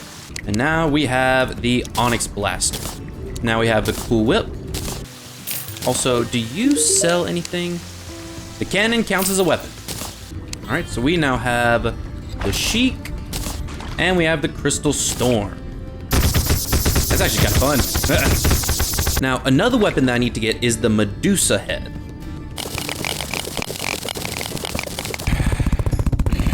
Now, if I do this, beautiful. I'm seeing some marble-based enemies. Hell yeah. Okay, we're gonna do this right now.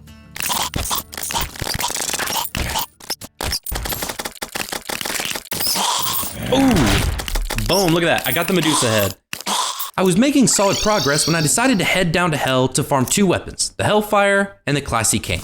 While there, I opened as many shadow chests as I could, knowing I'd need meteorite later, and kept an eye out for the tortured soul. To get the classic cane, you have to cleanse the tortured soul with purification powder, turning him into the tax collector, which when killed drops the... Wait, hold on. It was at this moment I realized I had made a crucial mistake.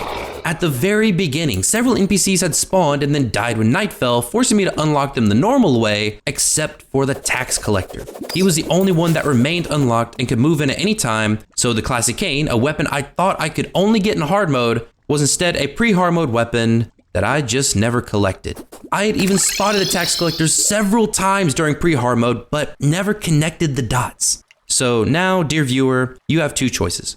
You can say I failed the challenge, after all, rules are rules, or you can forgive me just this once as I slay this poor old man for his walking stick. Your choice.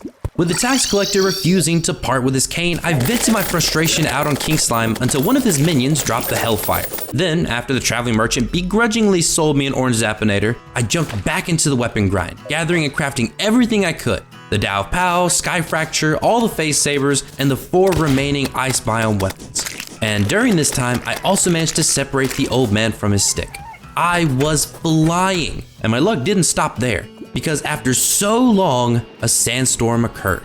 Finally, I'd be able to mark the last desert weapon off my list, but while I sat there, the storm raging around me, nothing changed. No elementals spawned, no sand sharks, no sandstorm enemies at all. Eventually, the storm passed, leaving me more confused than ever. I mean, why didn't it work? There was more than enough sand to create a desert biome. I was sure of it. Chalking it up to the weirdness of this seed, I left the issue for a future me to deal with and instead went fishing for the Blade Tongue and the Crystal Serpent. With only 9 weapons left before I could finally start tackling hard mode bosses, the pressure was mounting. Throughout all this time, the evil biomes had continued to spread unchecked, but every weapon I gathered brought me one step closer to slowing them for good. I paused to scan the remaining weapons, trying to plan my next move, and then I froze.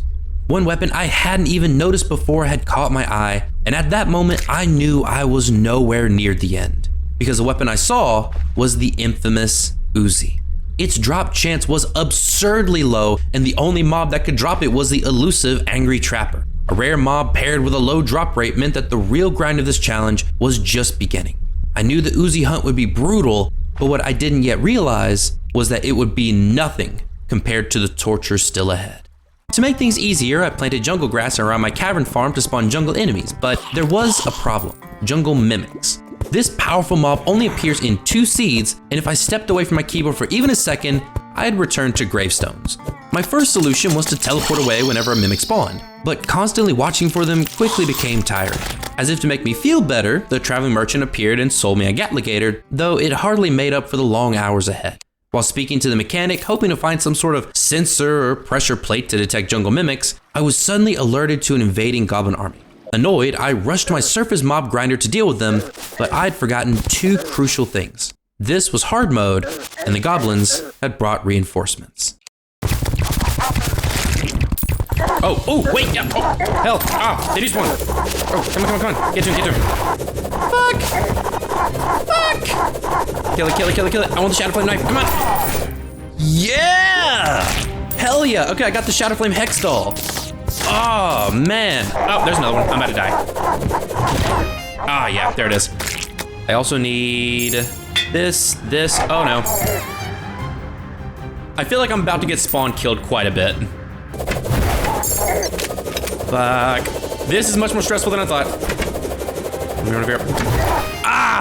Damn it. Come on. Fuck, there's like 3 of them. This sucks. Come on, kill him. I need to get back to my farm. Ow. I think this is kind of working. Come on, kill him. Oh, and I got the Shadow Flame knife. Okay, the goblins have been defeated, finally. With the goblins finally dealt with, it was time. Settling into my jungle, I began farming and quickly secured a jungle key. Constantly watching for jungle mimics, however, was stressful, so instead of teleporting myself away, I realized I could just teleport the jungle mobs instead. I didn't need their drops, and this allowed me to focus entirely on the angry trappers. Soon, I had a fully AFK setup for farming the Uzi, but there was a catch. My farm didn't spawn many angry trappers since my spawn area was so small. Still, I decided to run with it, spending the next few hours AFK, constantly firing my bow at any trappers that spawned, and occasionally returning to eat so I wouldn't starve. Time passed, and when I returned, I dove down hoping to see an Uzi at my feet, but there was nothing. With such a low drop rate, I needed to increase trapper kills, but how? I searched for a dedicated angry trapper farm, but surprisingly, none existed. If I wanted a better setup, I'd have to build it myself. So after a bit of hard thinking and deep research, I finally had an idea.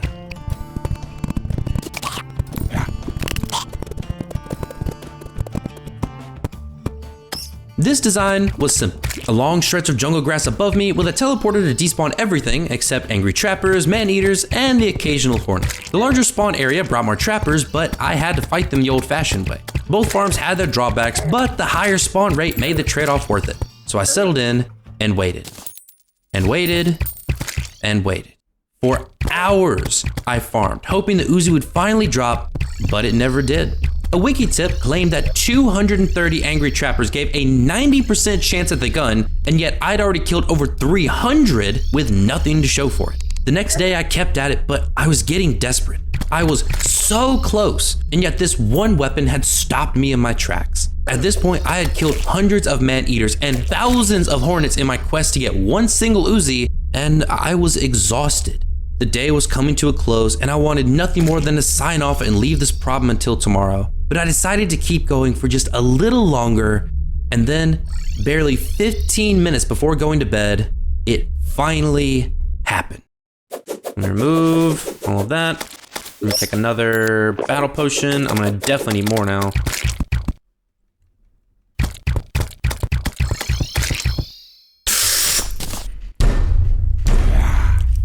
Fucking finally! The wiki says 230 angry trappers gives a 90% chance at the Uzi, and 460 raises it to 99. Know how many I had to kill? 456. Just 4 trappers short of 99%. My luck couldn't have been worse, but finally I had it, and crappy luck aside, I was relieved. With one stressful weapon down, there was only one more that I was concerned about. So after arriving back at my desert farm, I laid down to wait for a sandstorm. Luckily, I didn't have to wait long, but just like before, it passed without a single sandstorm enemy spawning. At this point, I knew it wasn't a fluke, but there was nothing about this on the Sand Elemental wiki page. Regardless, something was wrong, and after digging a little deeper, I finally figured it out. Everything about my farm was correct, except for one thing. When placing down sand for them to spawn on, I just didn't place down enough. So fixing this was as simple as adding one more layer of sand. I felt dumb for not noticing sooner, but now that I had the solution, all that was left was to wait for another sandstorm. And while waiting, I made a crimson ice biome, scoring a ham bat and an ice key. Soon, the wind picked back up, and moments later, I knew my desert farm was finally working. Clinger staff right in the middle. Ooh, whoa, whoa, whoa, whoa, whoa, whoa, whoa, whoa, I don't have my armor on. Ooh, yep, nope, it's working now. It is working. Ooh, wait, ooh, there's a desert. Where is she? There she is. Oh, that's who I need. That's exactly who I need right there. Finally. No, there's a mimic. No. This mimic literally could not have showed up at a worst possible time. No, I refuse to die now. I refuse. Yes, okay, she's dead. Oh, come on, she's almost there. Finally.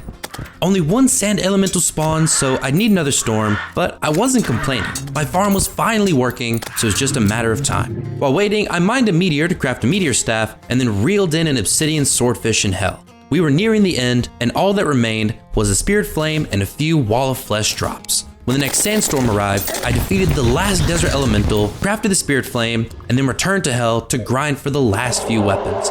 With my new arsenal, defeating the wall over and over again was easy. And in no time at all, I was done. There were no more weapons to gather, meaning it was finally time. I had unlocked the next level, and now every boss up to Plantera was fair game, including the extra bosses, though I would be leaving 2 specific bosses until the very end.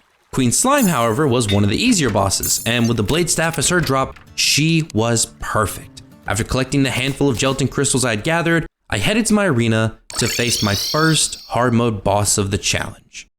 I have on the correct set of armor, everything is looking good. I'm gonna eat bacon and go. All right, first boss. Oh, there she is, okay. Let's see what we can do, come on. Honestly, we're doing some really good damage, like some phenomenal damage even. I think she should be getting into her next phase soon.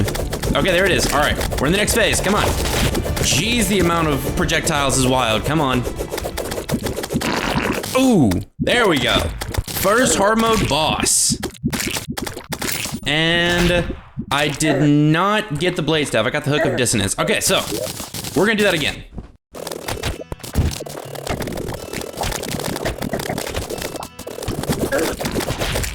Now let's see.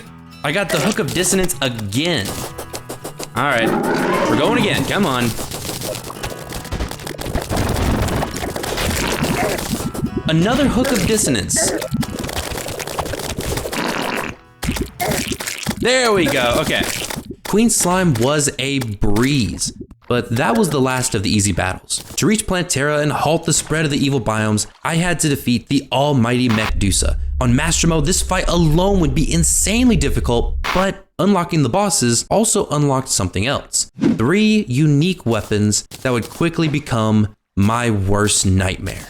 The Arkhalis, Red's Throw, and Valkyries Yoyo. These weapons drop from their respective developer sets and each have a 12.5% chance of dropping from a hard mode treasure bag. But there was one giant issue. That nice 12.5% drop chance applies to any dev set, and with 18 different sets, the chance of getting one specific set drops from 12.5% to 0.69%. It's like if I was farming for the Uzi again, but that 1% chance was cut in half and each trapper had over 100,000 health. Unfortunately, no matter how brutal, it had to be done. So after crafting a few Mechdusa summons and upgrading my arena with the latest tech, I began what would become the longest, most grueling grind of my entire life. Ready, set, go. Oh hell, oh hell. Okay, that is not good. Okay, and nope. Okay, no, let's try the Daedalus Stormbow, come on. I am very glad that I installed the teleporters. Oh no, I'm about to die, I'm about to die. Nope. Ah. Okay. And go. I need to inflict him with the Ichor really quick. Okay, good. All right, now go. And go. Heal when I can. Heal. No, go down. Shit. The nurse has arrived. I'm so sorry, but you should not have arrived. There's no way I just spawned Queen Bee. What the hell? Where did she come from? I feel like I'm about to die solely because of Queen Bee's ass. You suck. I'm about to die. Ah. Okay, just gotta keep going. Ow. Nope. Ow. Nope. Okay, go. Okay. Woo! Come on. I'm close. Jesus, okay, one of them's dead. Come on, we're almost there. We're right there. Come on.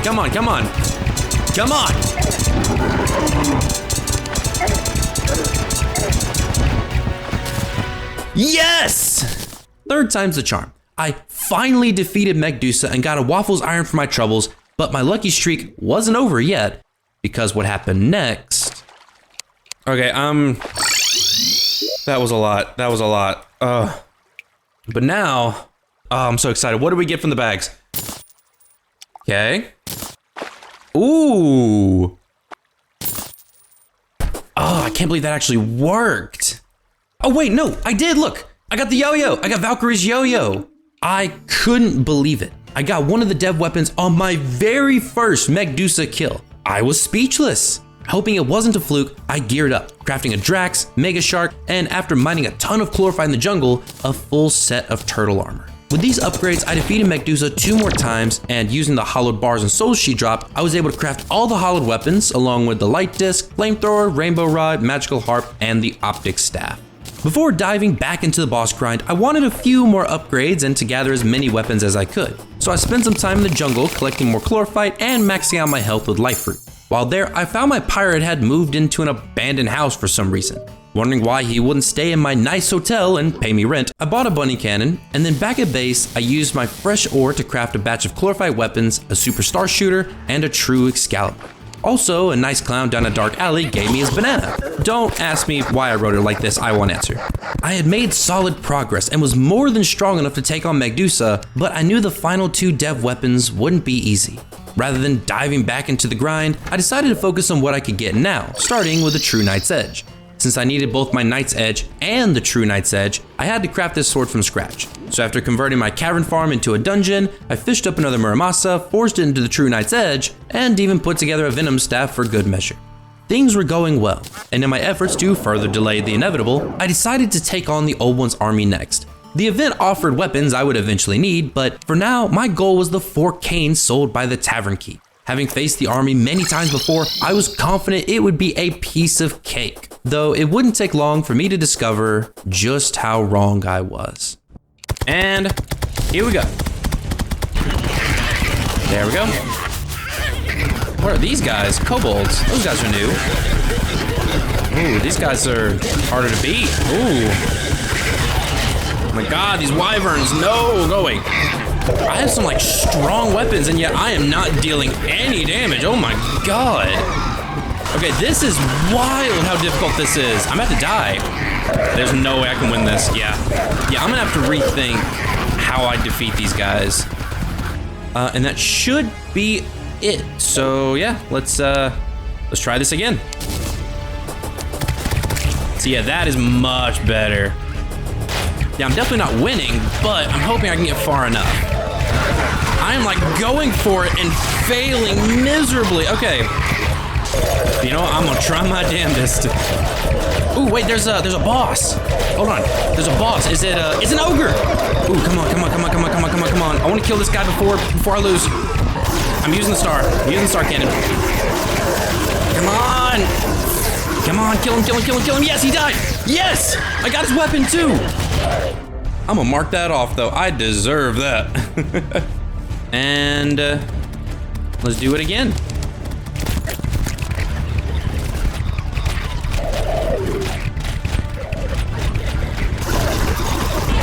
Almost got him. He's almost dead. Come on. Yes, okay, I killed him again. And I got his weapon, I got his glaive. Okay, I'm about to die though.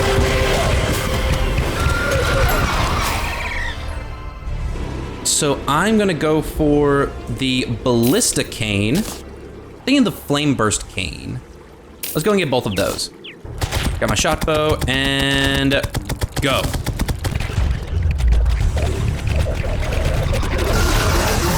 Okay, he's dead.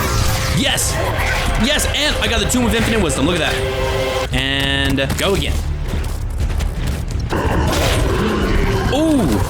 And I got the Sleepy Octopod. Hell yeah. The last ones I need is the Explosive Trap Cane and the Lightning Aura Cane. With the Tavern Keep's weapons in hand, I was nearing the end. So I collected the Alettes from my cavern farm, built a cozy mushroom house in space, and when the living Portobello appeared, I bought the 2 weapons he offered. And then, finally, after grinding in hell for over an hour and accidentally summoning Queen Bee twice, a devil dropped the Flower of Fire. Just 2 weapons left, but no matter how close it looked, I knew I was still miles away from the finish line. I was determined to push on though. So after crafting 15 Mechdusa summons, I went back to the arena and summoned my worst enemy. Yeah, let's go. There we go, yeah, messing up the destroyer. Okay, destroyer is down, perfect. Focus on Skeletron. So now Skeletron's down, and now we focus on Spasmatism, because he's the simplest one to take out to begin with. Luckily with Retinazer, I can just AFK. I can literally just sit here and just tank it.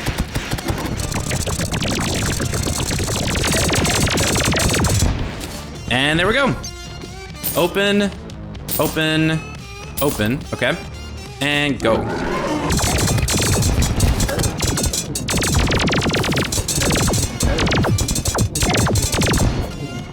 One, two, three, and we got nothing from those.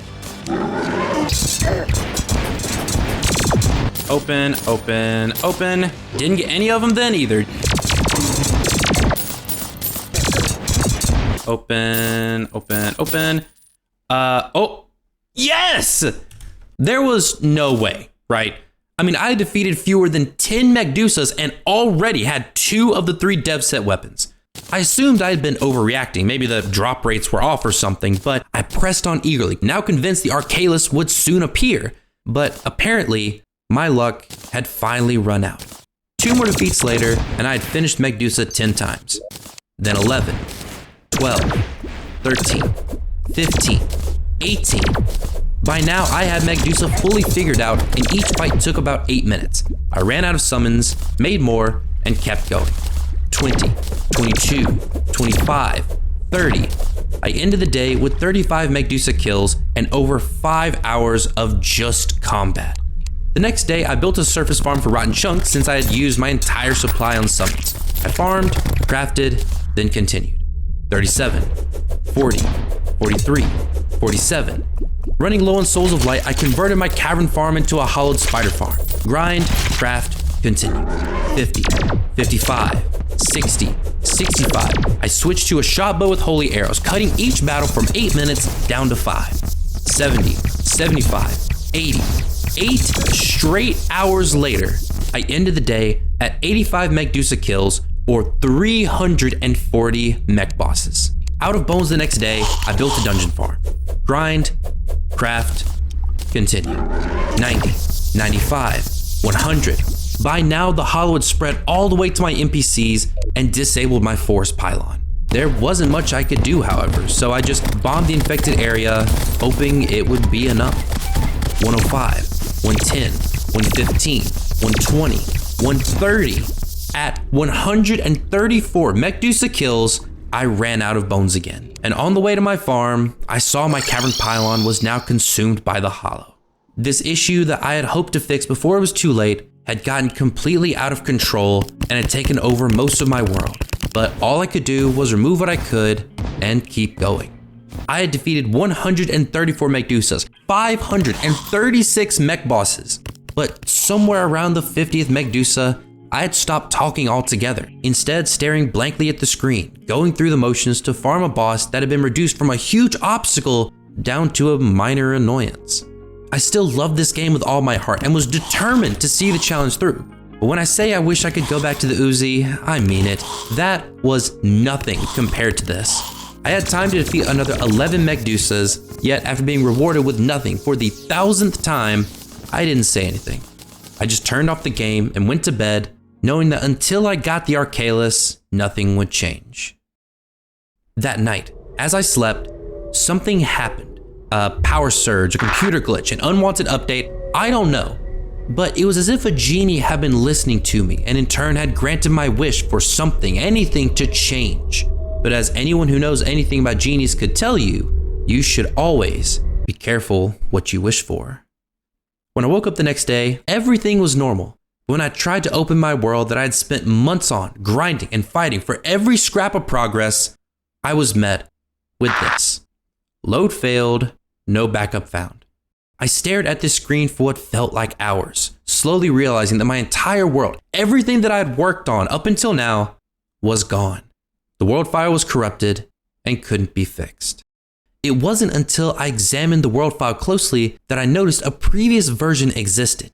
With nowhere else to turn, I booted up the file, hoping I hadn't lost too much progress. But when I finally loaded in, my worst fears were confirmed. The latest version had reverted all the way back to when I was grinding for the Uzi, erasing weeks of progress. In a panic, I checked my weapons chest, praying the Uzi was still there, and thankfully, it was. If I had to grind for it again, I probably would have given up on the spot. The only silver lining was that while the world file had been corrupted, my character was fine. I still had my turtle armor, weapons, and the mountain of bars and souls I'd earned from Mechdusa. That said, the weapons I had on me back then, my spider staff, marrow, and shadow flame knife, were gone, and I would have to obtain those as well all over again. Now, you've seen me do this already, so I'll spare you the details. Just know that over the next several days, I went back through the motions, gathering all the weapons I had lost, working my way through the lists until I was finally back to where I had been before. Except, I wasn't. My luck with the first 2 dev weapons was long gone, and I was now back to square one, having to get all 3 weapons all over again. Remembering the pain, the grind, the mind-numbing, repetitive battles, and knowing that none of it mattered and that I'd have to redo all of it all over again, I caved. I built an invincibility machine, farmed 50 Mechdusas, and got the weapons. I'm not proud of it, but with my entire world being corrupted and sending me back to start, I felt I had a pretty good reason, but more than that, I was just so ready to put this chapter behind me and move on to new adventures. Because now, after so many setbacks, I had finally reached Plantera. My sense of adventure, my enthusiasm, I could feel it all coming back to me as I rushed to the jungle to build an arena for the big plant. It was a wild ride to get to where I was, but now that I was here, I was ready. I downed my potions, broke the bulb, and took on the boss I had set my sights on so long ago.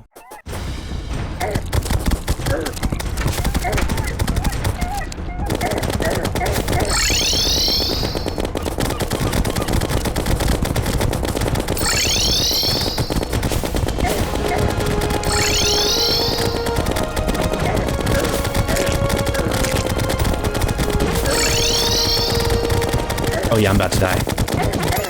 Damn it. Well, maybe I wasn't as ready as I thought. My eagerness had gotten the better of me, and the arena ended up being just a bit too small. It was an easy fix though, and after expanding it further to the left and discovering another dirtiest block, my 3rd one in this world, I summoned Plantera one more time. Come on.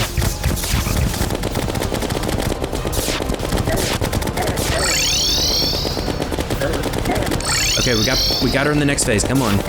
Where is she? There she is. Come on. Ooh. Ow. Don't need to rush. Don't need to take chances. Nothing like that. I just need to win. Yes! There we go. Okay. Finally. The evil biomes will no longer be spreading. I don't have to stress about them anymore. And if I'm lucky, I might get a weapon here. Ooh, check that out. The Venus Magnum and the Unpleasant Pygmy Staff.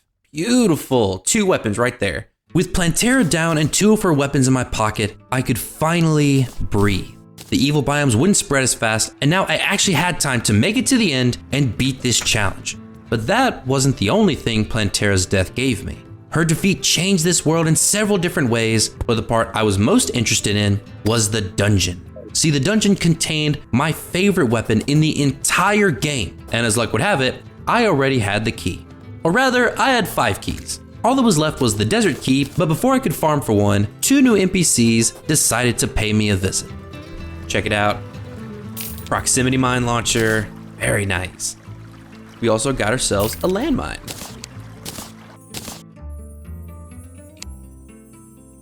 Oh! The princess is here, yay!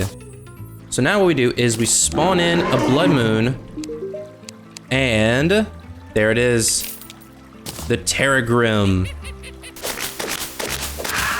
Oh, first try, a mythical resonance. Ooh. Now that I had the cyborgs and princess's weapons, I turned my cavern farm into a desert, went AFK, forgot about it, came back to a bunch of gravestones, but after picking up all my loot, I also found the last biome key I needed. With nothing else to do, I set out to conquer my new dungeon and find the one weapon I have been looking forward to this entire time. And we are going in. Now, I'm very excited to get my favorite weapon, which is gonna be awesome. I just need to find the chest. And there is the very first chest, the jungle chest. And the piranha gun. It's damaged, but it is a piranha gun. Oh, wait. I just got another weapon. The Shadow Jousting Lance. Ooh, hell yeah. There is a lot of enemies right here. Oh, wait. There's a desert chest. Going up. And we now have the Desert Tiger Staff. Very, very nice. Oh, wait. There's a Crimson chest. I need to go and grab that one. Oh, wait, no. Ooh, wait. This is it. My favorite weapon, the Scourge of the Corruptor. I mean, look at this. I've completely covered the entire area with the Scourge of the Corruptor. It's my favorite weapon of all. It's the perfect ranged weapon for a melee build. Nice, we have all the weapons, and I already have my favorite weapon right here.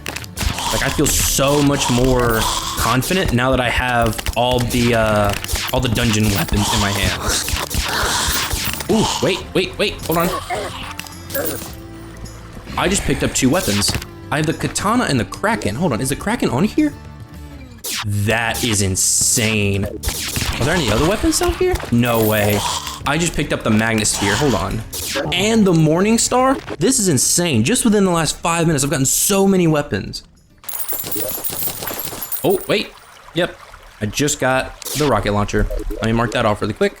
Just within the last hour, I had found so many weapons, but none were as important to me as the Scourge of the Corruptor. In addition, I had also picked up a new material, ectoplasm, and to make use of it, I purchased an auto hammer from the Porcini, crafted up my first few Spectre bars, and turned them into the Spectre pick and the Spectre ham axe. Since I now had the auto hammer, I also whipped up some shroomite bars for a pair of digging claws. I was making great progress compared to the hell I had been dealing with before, but I wasn't done yet. I had already collected a ton of weapons for the dungeon, but it held so many more, and to get them, I would need a farm. Different enemies spawn in front of different dungeon walls, meaning to gather all the weapons, I would need all the walls. So after crafting the different ones I needed and shimmering them so they could spawn enemies, I rebuilt my dungeon farm and got to work. Okay, and let's go and run this and see exactly how effective it is.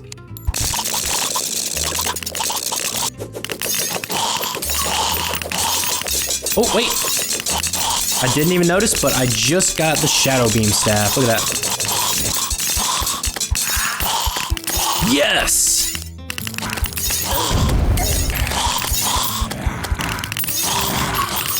One more weapon. One more, and it is the Spectre Staff. It wasn't long before the Spectre Staff appeared in my inventory, completing my collection of dungeon weapons. All that remained were Plantera's drops and the infamous Terra Blade, and then I could finally take on Golem, the last major hurdle before Moonlord. Unfortunately though, I would have to craft the Terra Blade from scratch, which meant more fishing in the dungeon for a Muramasa. After a few crates, I finally got one, but I decided to keep fishing for another one since towards the end, I would need a second Muramasa for the Zenith anyway. Soon after, a traveling merchant appeared selling a pulse bow, and once back at base, I opened the extra crates I had fished up, and the Terraria gods decided to bless me with an enchanted sword, saving me a ton of fishing later. And then, after a short while of crafting different swords together, I finally got myself a Terra Blade, meaning all that stood between me and Golem was Plantera. So I rushed to the jungle to hunt her down for the last few weapons I needed. And let's go. Oh yeah, we are shredding Plantera, look at that. Let me try the Terra Blade. The DPS is really, really good. Ooh. Nope, okay. And ooh, I got the Seedler. Perfect. The unfortunate thing though, is I actually need 2 of these, so go.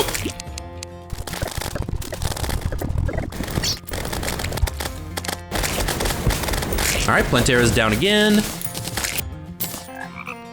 Do I have the grenade launcher? I do not. We have a grenade launcher. Let's do it again.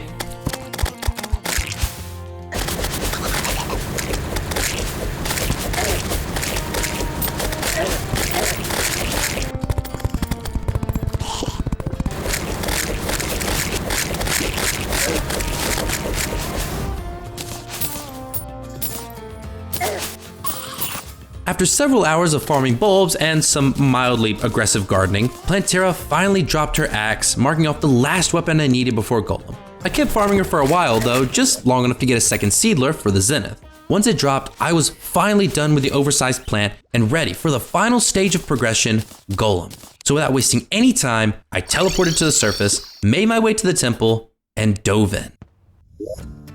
Check it out, we got our first solar tablet fragment and a lizard furnace. Very, very nice. The thing I'm really needing it though is that lizard cell, so.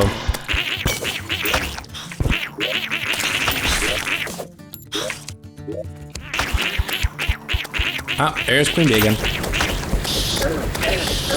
I swear. Ah, that's great. Oh, come on. There's a jungle mimic down here with me. All right, well.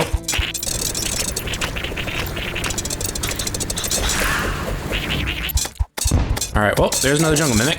I just love dealing with jungle mimics. They're my favorite. But I think I've reached the end, right? Yeah, there's the, there's his altar.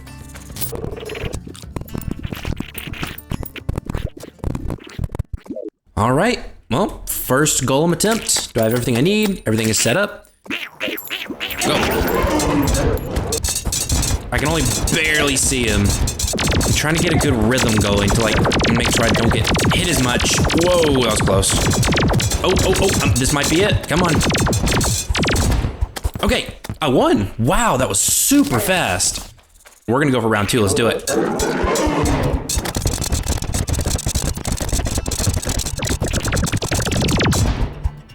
Let's go ahead and open these up, see what we got. Ooh, check it out. I guess we'll try it again, let's go. Okay, I figured out the second phase. I just need to figure out the first. Yeah, check it out. The possessed hatchet. This used to be one of my favorite weapons, but most importantly, the pick saw. Finally, that's exactly what I needed. Go. Oh. He can't jump this high. Ha! Okay, I think I figured out how to deal with the first stage of Golem because he can't jump this high during the first wave. I'm so glad I decided to move him here. This is making things so much easier.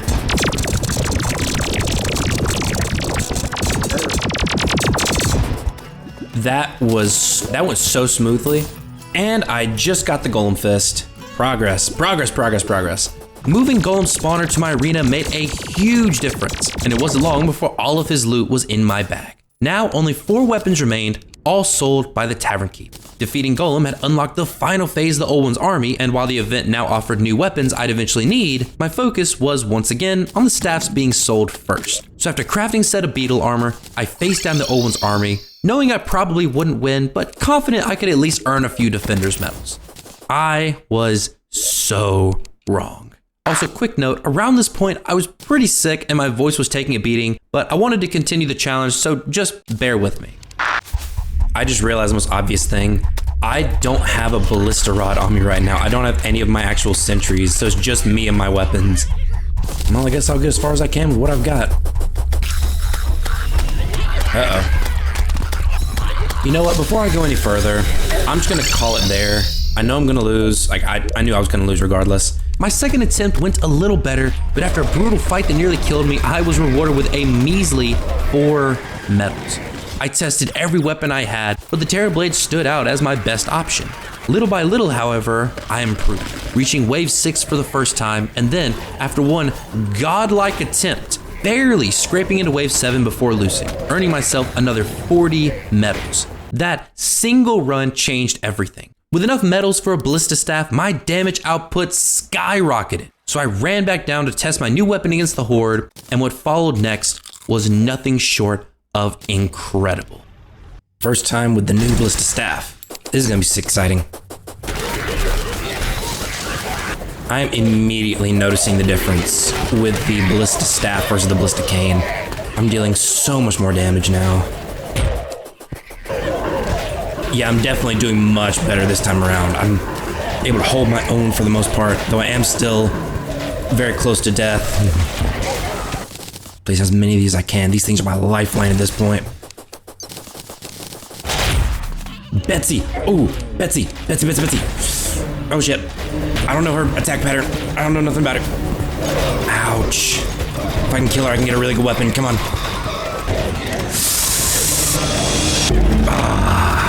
Yeah. That was still so fun. I got to the last wave. Regardless, I got another 40 Defender's medals, and that's what counts. Oh, head. Oh my god, this That scared the hell out of me right there. I had just faced Betsy for the first time, the terrifying mini-boss that stood between me and victory, and in Master Mode, she was a force to be reckoned with.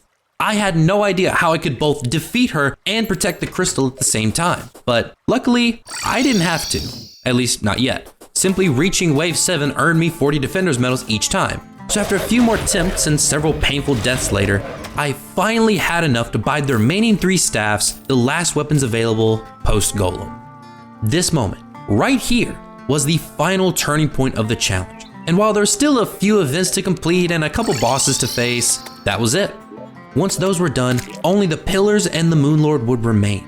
After months of fighting for every inch of progress, I was more than ready to finish this once and for all. But that was easier said than done. Remember those events I mentioned? Well, the Old One Army is one of them. That meant I had to figure out once again how the hell I was supposed to defeat Betsy and defend the crystal at the same time. I decided to take a few more cracks at the army, and while an ogre did drop the Ghastly Glaive, a weapon I'd lost during the rewind, once Betsy appeared, I didn't stand a chance. Not long after, a solar eclipse began. It wasn't the event I'd planned to farm, but I wasn't about to turn it down. And after a few minutes of grinding the Eclipse enemies, I had gathered the last few weapons I could from the Eclipse. While I was thrilled to finally be done with one of the events, I still had to figure out what to do about Betsy. I tried again, giving it everything I had, but once more I was defeated, with Betsy barely at half health. Handling her and her endless waves of small enemies at the same time was just too much. What I really needed was a way to deal with the small fry automatically so I could focus entirely on the big bad herself. Then it hit me. Traps. If I lined the entire arena with every trap imaginable, it might just be enough to even the odds. So for the next several hours, I experimented. First with boulder traps and honey, a simple idea that didn't work too well, though it did give me a banana rank from a random blood moon, another weapon I lost during the rewind. Then I tried a few layouts using traps I'd collected from the temple. Eventually, after plenty of testing and tweaking, I settled on a final design. A simple setup using only spear traps, and please ignore the hundreds of boulder statues above me. The platform was also lined with conveyor belts to funnel Ethereal mana straight to me, allowing me to stand in the center and attack from a distance. All of these upgrades looked promising, but none of it mattered if I couldn't defeat Betsy. After downing a few potions, I began the battle, hoping this would finally be the fight where I brought down the dragon, and for the first time, I was right. Oh, I forgot to turn the thing on, hold on. There we go.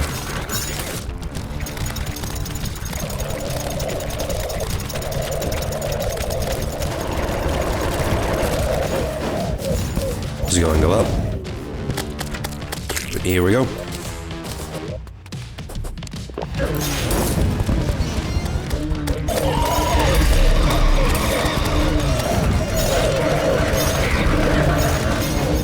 Oh, come on. Come on. Come on. Yes! Yes! I finally cracked the code, and the dragon was no more. Opening her bag, I claimed Betsy's Wrath, her first weapon. Hoping my victory wasn't a fluke, I took on the Old One's army again, and once more emerged victorious, this time earning an aerial bane. Now that I knew her patterns, it was just a matter of farming Betsy for her weapons, and that's exactly what I did.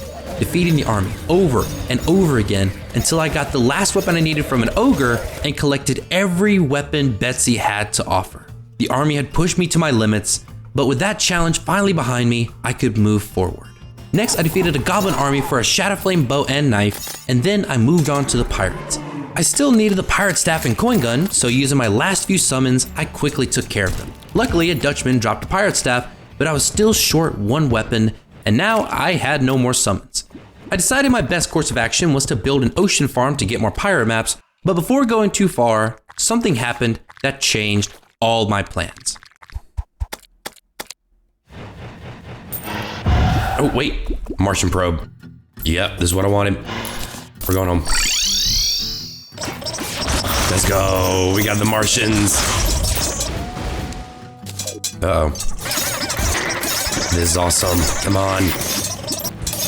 Come on. What is that? What is that? What is that?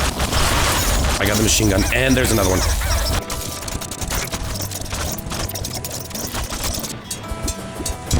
Okay. We got 2 laser machine guns. I was hoping to get a different weapon. Not too shabby though for the first Martian invasion. Hell yeah. Thinking the Martians were done for the day, I went back to build my ocean farm when yet another probe appeared. I wasn't complaining though, since I still needed quite a few weapons from the undocumented aliens, and Martian probes were a pain to find. One invasion and an influx wave later, and I was finally able to finish my ocean farm. Running it gave me 7 more pirate maps, which I immediately put to good use. It was around this point that I also started occasionally receiving goodie bags from enemies, a result of Halloween only being a few weeks away. Opening a few got me some rotten eggs, but other than finding that one weapon, I was getting no other results from the pirates. Dutchman after Dutchman, none of them wanted to drop me a coin gun. But on the very last pirate map I had, at the very end, I finally got one. Not from a Dutchman, but instead from a random pirate. The odds of that happening were absurdly low, but I wasn't about to complain. Side note, while writing this script, I discovered that the princess will actually sell pirate staffs and coin guns during certain moon phases, so if you decide to do this challenge, save yourself the trouble and just buy them. The plan was now to finish any remaining blood moon fishing, but first I decided to rebuild my ocean mob farm. The first one had been slow, and while I didn't need more pirate maps, I knew a super efficient mob farm would be essential later, though you'll have to wait to find out why. Once that was done, I summoned a blood moon and got to fishing. Before too long, a skeleton merchant appeared selling a slap hand, and then I started reeling in the enemies. Normally, fish blood moon enemies are pretty difficult, but since I now had some of the most powerful weapons in the game, I made short work of the critters. Now all that was left for events was a few more weapons from the Martians, the Pumpkin Moon, and the Frost Moon.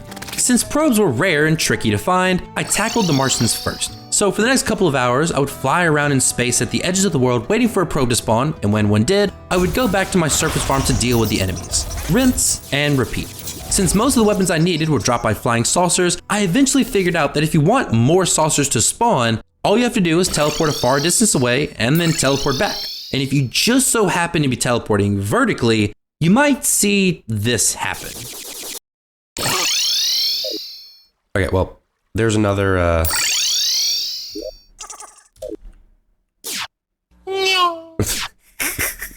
Okay, that is my favorite thing. Just seeing the flying saucer just zip by is just hilarious. Shenanigans aside, I finally got the rest of the Martian weapons, leaving only 2 events, the Pumpkin Moon and the Frost Moon. After crafting the summons for each, I quickly put together a simple arena where my old ocean farm had been.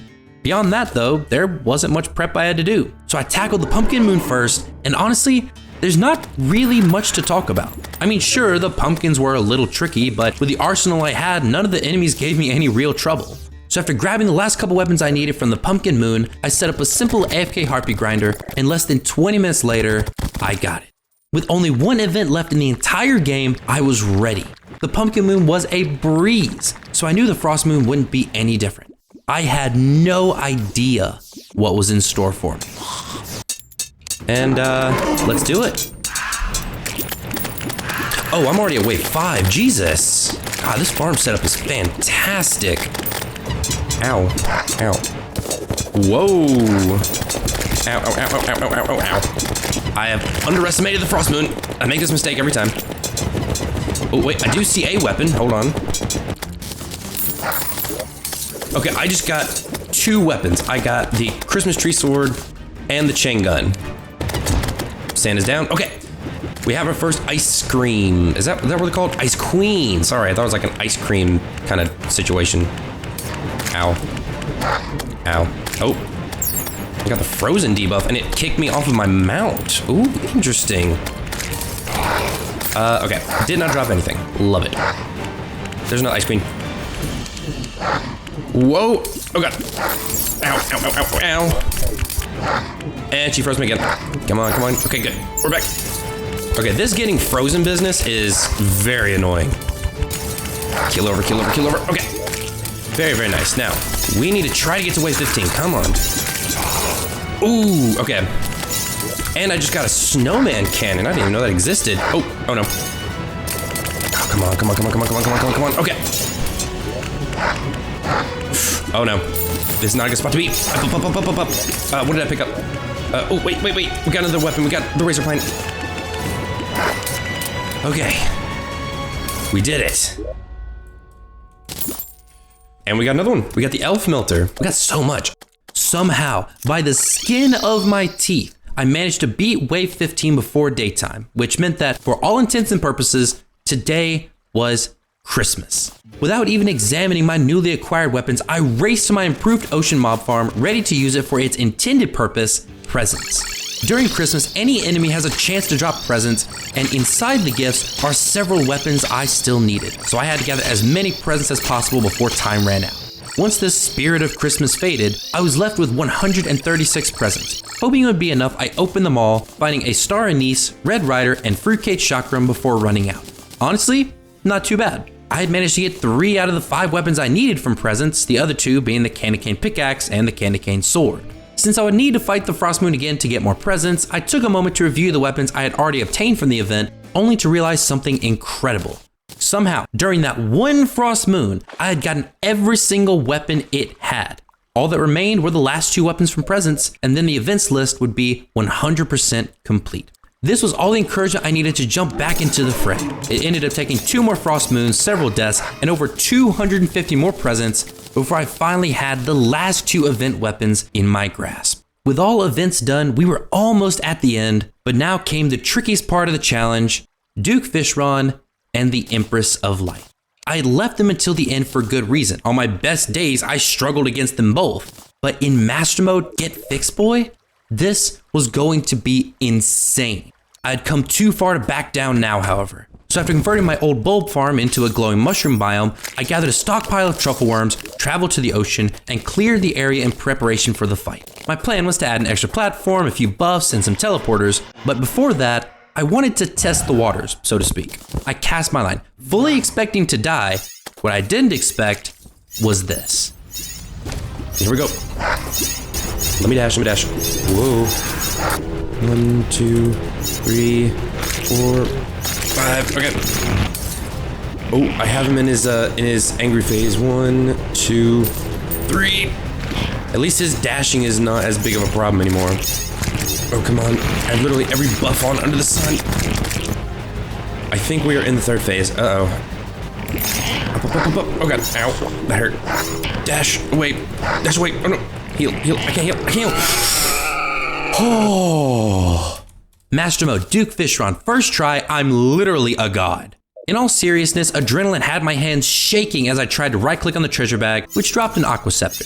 A decent weapon, sure, but I needed so much more from the big fish. After stealing my nerves, I fought him again, and again, somehow squeaked out a victory. I then tried a 3rd time and came out with another win. It wasn't until the 4th attempt that my luck finally ran out, but 3 wins against the Duke without building an arena, that was nothing short of awesome. Unfortunately, I still needed several weapons from the Duke, and while fighting Mano y Mano was invigorating, I still needed 2 other weapons from him, and I was done asking nicely.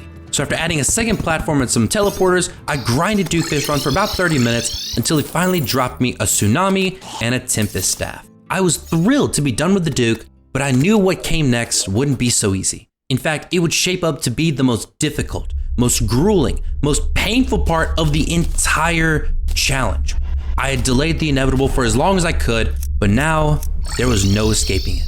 I had to face the Empress of Light. First, I converted my surface farm into a hollowed biome. Second, I gathered a handful of prismatic lacewings. Third, I added a massive patch of pearlstone to my boss arena. And then, finally, I summoned the terrifying, wrathful, all-powerful Empress of Light herself. Here we go. Nope. Oh, there's a fucking mimic. No. Up. Okay, mimic's down. It's going pretty well so far. So far is the key word here. Grab the heals. Need those. Dash this way. Up. Oh. Nope. Oh, she got me once. Okay, we're good. I think we got this. Up and over. That actually went super well. After hours of grueling pain and struggle, I'd finally... Oh, wait, hold on, sorry. Wrong part of the script. As a matter of fact, normal Empress of Light was a walk in the park, and after defeating her another handful of times, I obtained almost every weapon she could get. Almost.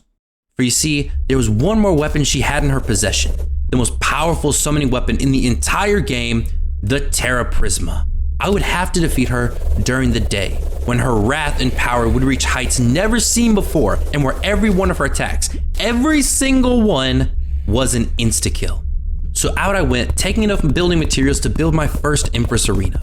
It wasn't fancy, just a big box with some buffs and a ton of sunflowers, but against a power this vast, there wasn't much else I could do. So after reforging all of my accessories to menacing, I went back and summoned the strongest being in all of Terraria. I am absolutely going to die. Here we go, I guess. Down, down, down, down, down, down, down. Dodge.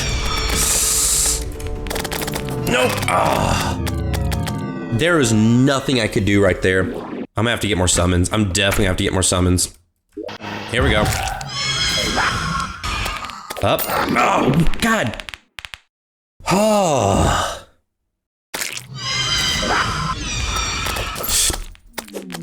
No, no, no, no, no, no, no, no, no, no, no. No, no, no, no, no, no, no, no, no, no, no, no, no, no. Ah. Go. Ah, okay, okay. I'm understanding it a little bit more. 4 fights, 4 deaths. I told myself that if it weren't for the reduced gravity from being so close to space, I might have made more progress, but complaining about something I couldn't change would do me no good. Then an idea struck. Maybe I could change it. The surface of the world wasn't actually aligned with the true surface level, it actually sat above it. If I could dig out a massive area all the way down to surface level 0 and wall off the entire space to prevent mobs from spawning, the increased gravity might give me just enough control to make a difference. The plan was set, all that was left was the execution. So after crafting a stockpile of rockets, I traveled to the perfect spot and began constructing what I hoped would become the daytime Empress of Light's final resting place. I feel like maybe starting here. Yeah, and this is pretty much what I'm doing. It's just like clearing out the area.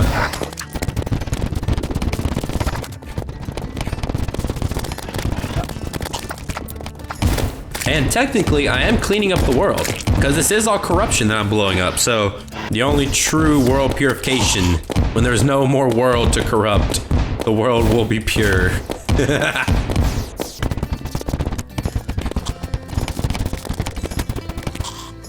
All right.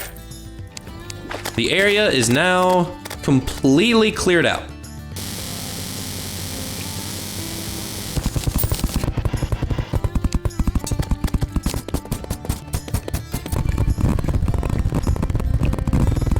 And you know, I'm gonna pause the video and we'll come back to this when it's done. Okay, I wasn't recording,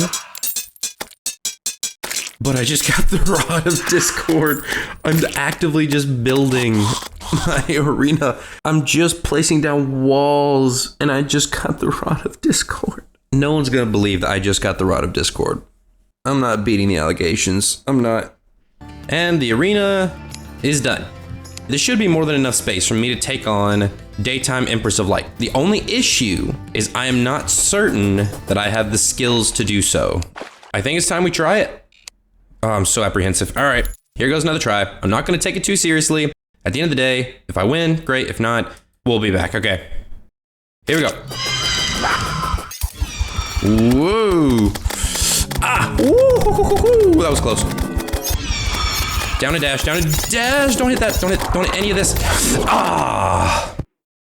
Here we go again. Okay. Do it again. Oh, come on.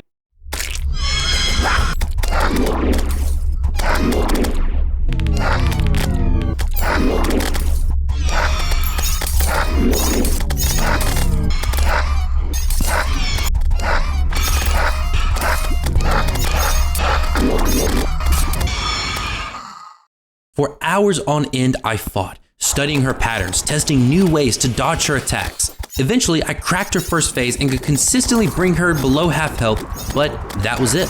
Time and again, I hurled myself at the brick wall that was her final phase, hoping to break it down, only to be stopped cold every single time. I just couldn't beat her. I tried every loadout, every weapon, every strategy I could think of, but nothing worked. I could see the future. Weeks of endless battles, so close to the finish line, yet never reaching it, just like before. My anxiety reached an all-time high. I was desperate, trying to think of any way I could increase my damage when a thought occurred to me, something I had never thought before. Instead of getting stronger, could I instead make her weaker? What was the main way she kept killing me? Obviously her projectiles. But the thing is, there's a limit on how many projectiles can exist in the world at once. So what would happen to her if that limit was reached? To test this, I grabbed my flare gun from the trophy room, bought an absurd amount of flares, and then once back at the arena, I shot 1,000 flares into the ground until my gun wouldn't work anymore. Holding my breath, I summoned the Empress of Light, and within seconds, I knew it had worked. None of her shots could spawn while the flares existed, and even though I died to her dash attack soon after, I knew I finally had her. So after summoning a ton of ravens and shooting more flares to fill up the projectile cap, I finally defeated Daytime Empress of Light, claiming my prize. I was relieved to finally be done with the Empress, and though I was thrilled to hold the Terra Prisma at last, I couldn't take pride in the way I got it. For the sake of the challenge, I had to obtain it somehow, but since it wasn't a fair fight, I resolved not to use it for the remainder of the run. It was a weapon of immense power, but I had no right to wield it. And now, at last, only one obstacle remained between me and the finish line, the Code 2. And the only way to acquire it was from the Traveling Merchant. It seemed only fitting that the devil himself would be the final roadblock between me and victory. With the finish line so close I could taste it, I spent the next hours sleeping, only waking to check what my local con artist was offering. Once, twice, 3 times he appeared, each time taunting me, knowing he was the only one standing between me and the end, but I didn't care. I was too close now, and no amount of teasing could shake me. Finally, after a few more attempts to toy with me, he relented and sold me the last weapon I needed. I had done it. Nothing else stood in my way. Now, there was only one thing left to do. I traveled to the dungeon, steeled myself, and took on the final part of this challenge, the endgame. Let's get it going.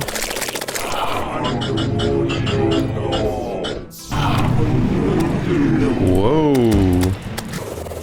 Actually, if I'm being honest, it looks like I'm just able to tank him. Okay, and we're in. Okay, I'm going to go home. All right. What is this pillar placement? That is kind of weird. All right, we are now close enough to the solar pillar that solar enemies should start spawning.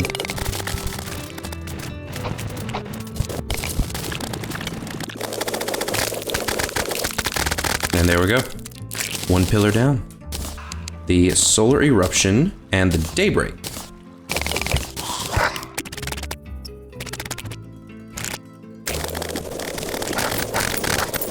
So we're gonna make the cell staff and the dragon staff. The nebula arcanum and the blaze. Before taking out the last pillar, I want to go ahead and grab all the potions I'm going to need. I'm going to go ahead and figure out what I'm doing from Moonlord, and then we are going to go from there. I think I'm as ready as can be.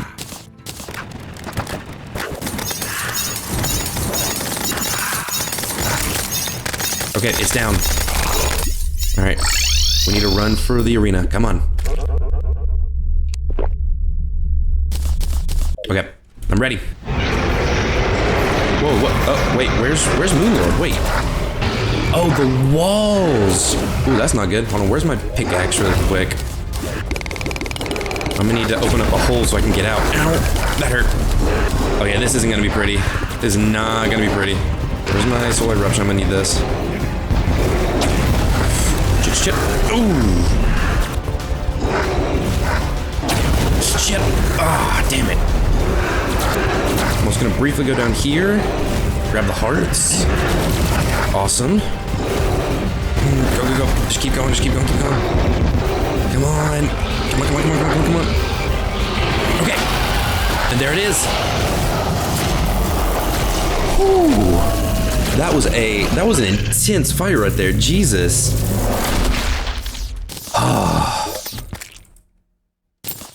And check it out. We got our first couple of weapons. We got the Celebration Mark II and the Terrarian. We do also have the Celestial Starboard, which is kind of awesome.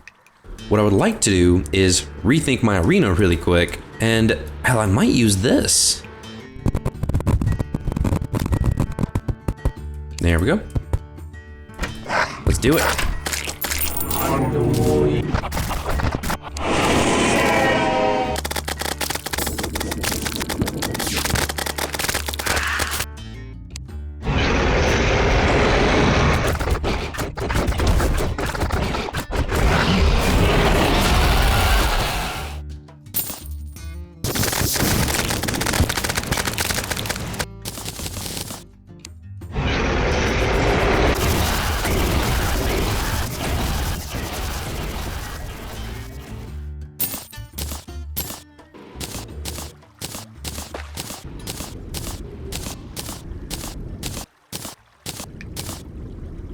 Cut another piece of moon squid, and that's fun. And there it is. The SDMG. The last weapon Moonlord had to drop, and he finally dropped it. We're almost done.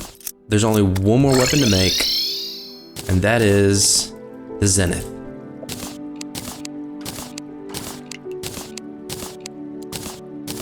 Then I think the last part is the Terra Blade. True Excalibur. We have a Knight's Edge. We're gonna make the True Knight's Edge, the Terra Blade, and then to round off several months of work to finish the challenge once and for all, finally, we have the Zenith. The Terraria All Weapons Challenge was complete. I spent some time organizing and decorating my trophy room using the new ores and souls I'd gathered throughout my journey, and when I was finished, it looked magnificent. It took us a long time to get here, but now that it's over, I just wanted to say thank you. Thank you to every single one of you who stuck by me, cheering me on while I battled challenges both in games and in life. It means more to me than I could ever put into words, but if I had to try, I would say thank you for joining me on my adventure, and I'll see you in the next one. Take care.